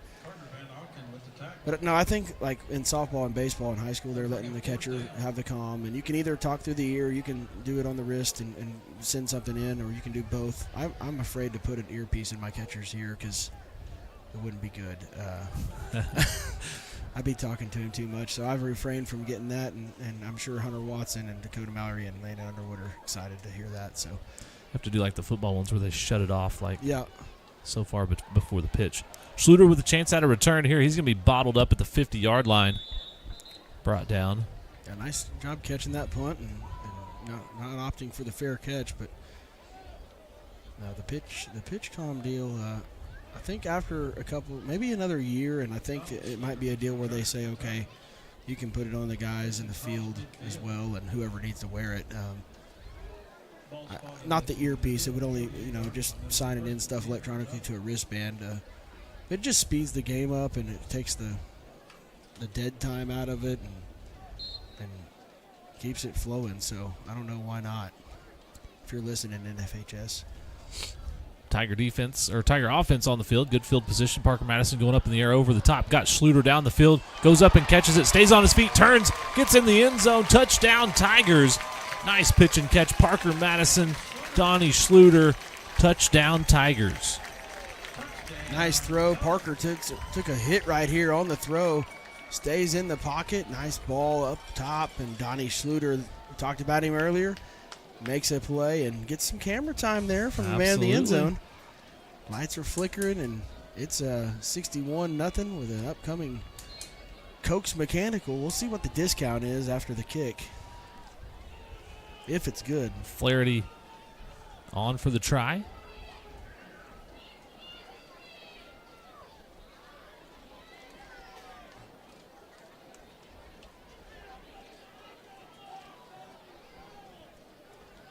Snap, hold. The kick is up. It's going to be no good. Wide left again. We'll take a break here on Tiger TV and be back in just a moment. Looking for the perfect way to satisfy your barbecue cravings? Look no further. We welcome everyone to enjoy our mouth-watering barbecue made with love and care. Our family-friendly barbecue joint is more than just a restaurant. We're part of the community, and our friendly staff will make you feel right at home. Smokin' Joe's Rib Ranch in Tuttle and Rush Springs. Come for the barbecue, stay for the good times with family and friends. Over the years, a lot has changed. Thankfully, in Tuttle, a few things have stayed the same. The people here are still the best, the school's teams are always competitive, and Williams Plumbing Service is still serving the community. For all your plumbing needs, call Williams Plumbing Service. One family serving Tuttle since 1949. Thank you, Tuttle, and go Tigers. Welcome back to Tiger TV here at Richardson Family Stadium. Homecoming tonight. Tigers up 61-0. If you were trying to do the football math on how they got 61, we'll give you a minute. Yeah. It's going to take a second to get there. It's actually not that hard. It's 2 missed extra points. Yeah. And one redo. Yes. Flaherty drops it in high. Dangerous from Madill there. About didn't get to it. But they'll have their offense back out on the field. Our Smokin' Joe's players of the game coming up tonight. Got some options. Yeah. We got some big numbers, and we talked about Simon with 3 touchdown catches. Cruz 4 through the air. McAdoo had another one. Roundsville scampering into the end zone 3 times. Took one drive. The whole just took over. 4 carries, 64 yards and a touchdown. So some big nights. And then defensively, I mean, I don't know. Number 2 had a pretty good evening. Number 2 had a good night. We've got 2 turnovers, I believe, and they're both credited to him. Back-to-back plays as well. One being a pick 6. So anytime you score on defense, you really up your chances. Oh, that's right. Schluter just got one. Oh, I'm sorry. Late in the game. Had another turnover, but in the first half of action. Correct. 2 out of 3 to number 2. Try that seam. Bond going to try and go down the field, and the field was wide Schluter open. might get another one. This time it's number 40 who slips and falls. That's Preston Schaffet. Donnie tried to take it from him. Preston said, nope, that's mine this time. And so good for Preston Schaffet. Great little player there. Also a 9th grader. And goes up. Both of them tried to high point that thing. Donnie jumped just a hair too soon. And little tip drill there. Yep. So the 3rd takeaway. So Fourth takeaway, yeah, on the fumble. So 3rd interception. That'll help the I think before at the start of the game, it was Tuttle had 5 turnovers forced. 5-2. Yep, gave up 2, and now we're 9-2 here. So looking here. 3 minutes, 54 seconds. It's number 26 on the carry there, Raiden Mincy, Jr. Mincy with the carry. Clock's going to continue to run, so once it gets in down about 2 minutes, we'll name our Smokin' Joe's players. I think defensively, Zarian Kendall, defensive player of the game, pick 6, fumble recovery, played good in the back end of that defense. Yeah, really good night for him. Good to see him get some action back there and some big plays under his belt. So defensively, I'm going Zarian Kendall. Yeah, I think he's a safe one. We'll ponder the offensive guy, and here in a couple minutes, we'll reveal our offensive player of the game.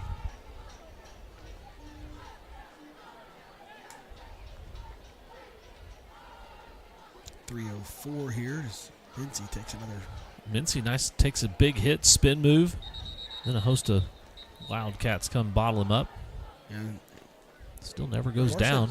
Most of those guys out there for Madill now, I think they've made some subs here this possession, but a lot of those guys out there up until the last drive were the varsity defense there, so good to see the youngsters be able to score a late touchdown against the varsity unit.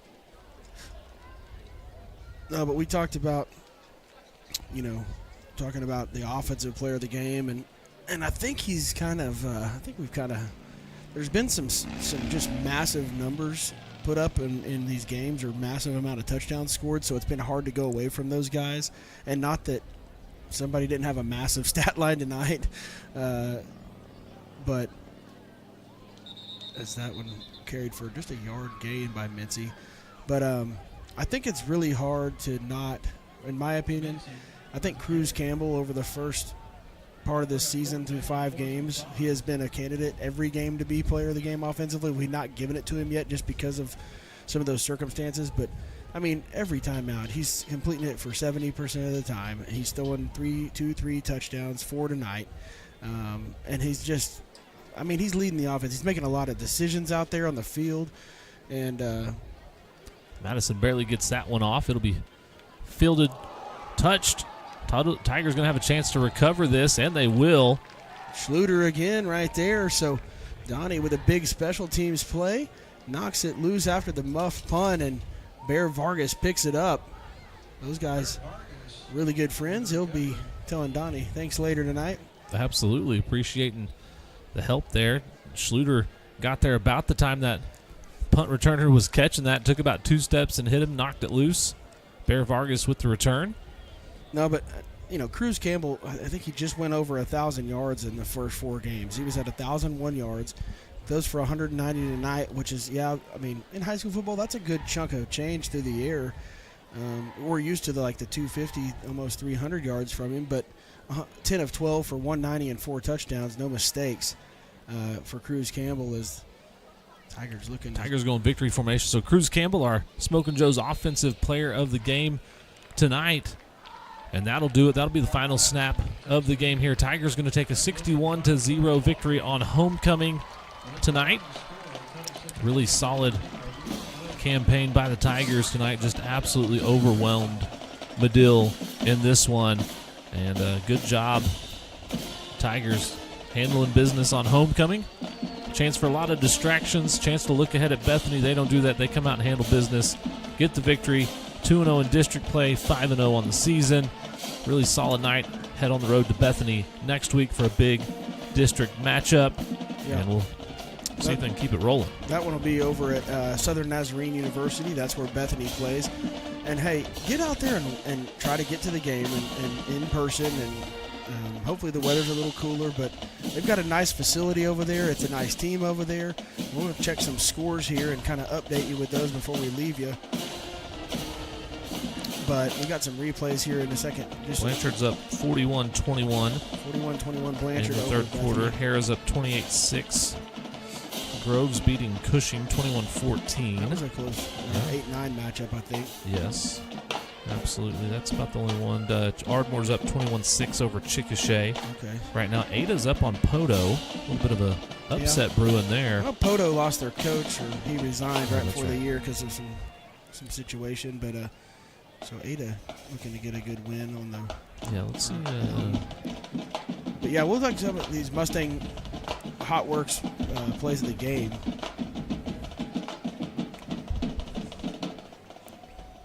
Jalen Lane with the big catch here. CJ Simon another block and getting them down and within striking distance. This is the scramble by Cruz Campbell and just throwing off the back foot. Brady McAdoo going up and getting it. That's one of the better plays all year. CJ Simon over the top, long 59-yard touchdown strike there and just putting it on the money. Oh, we forgot about Jordan Lane's interception here. We sure did. So 5 turnovers on the night. Yeah, 5 turnovers, Jordan 4 Lane interceptions. with the big interception. That's 6 turnovers because on the punt that just happened later. Yeah. So 6 turnovers tonight for the Tigers. Tough to keep up with. Roundsville, that was the part of that drive. The drive carry. Brought to you by Roundsville. Zarian Kendall getting some points on defense here. Can't let the offense have all the fun. Yeah, he's our Smokin' Joe's defensive player of the game. Zarian Kendall, we'll probably talk to him later. Post-game interview. Roundsville finding pay dirt here. Mikey Turner with the absolute pancake block. If we get a chance, I want to go watch that one again. Player of the game, maybe?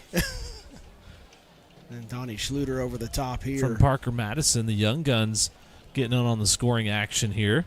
Awesome to see those guys. Absolutely. Kevin, can you go back to that the Mikey, 27 touchdown run? Yeah. Sean Roundsville touchdown run? Folks, watch the line here. Watch the left side of the line. Watch Mikey Turner and the guy that he blocks. Watch him. Lifts him off the ground. That's homecoming king stuff. That's presidential stuff. That is Pancake City right there. Syrup, butter, hey, all the toppings. No better. You get homecoming king pancake. Had a couple pancakes tonight, and get a big 61-0 win. And you get ready to go play the Bethany Broncos on the road next week. Next week softball. We think Thursday. Check the websites. Later tonight, check Twitter or X if you want to call it that. I don't want to call it that. So, right. But Tuttle Tiger TV Twitter.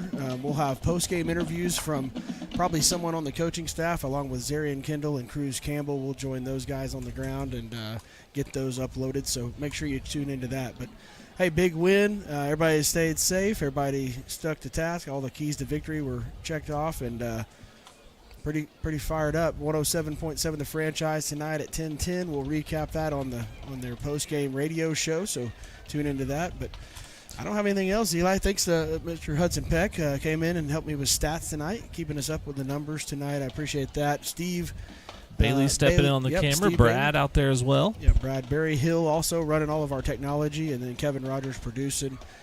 We appreciate everybody that does this and all the sponsors. Absolutely. So for Breck Draper, I'm Eli Pagel. Thanks for joining us on Tiger TV. We'll see you next week. Come out to Bethany if you can, and we'll see the Tigers get another victory on the road next week.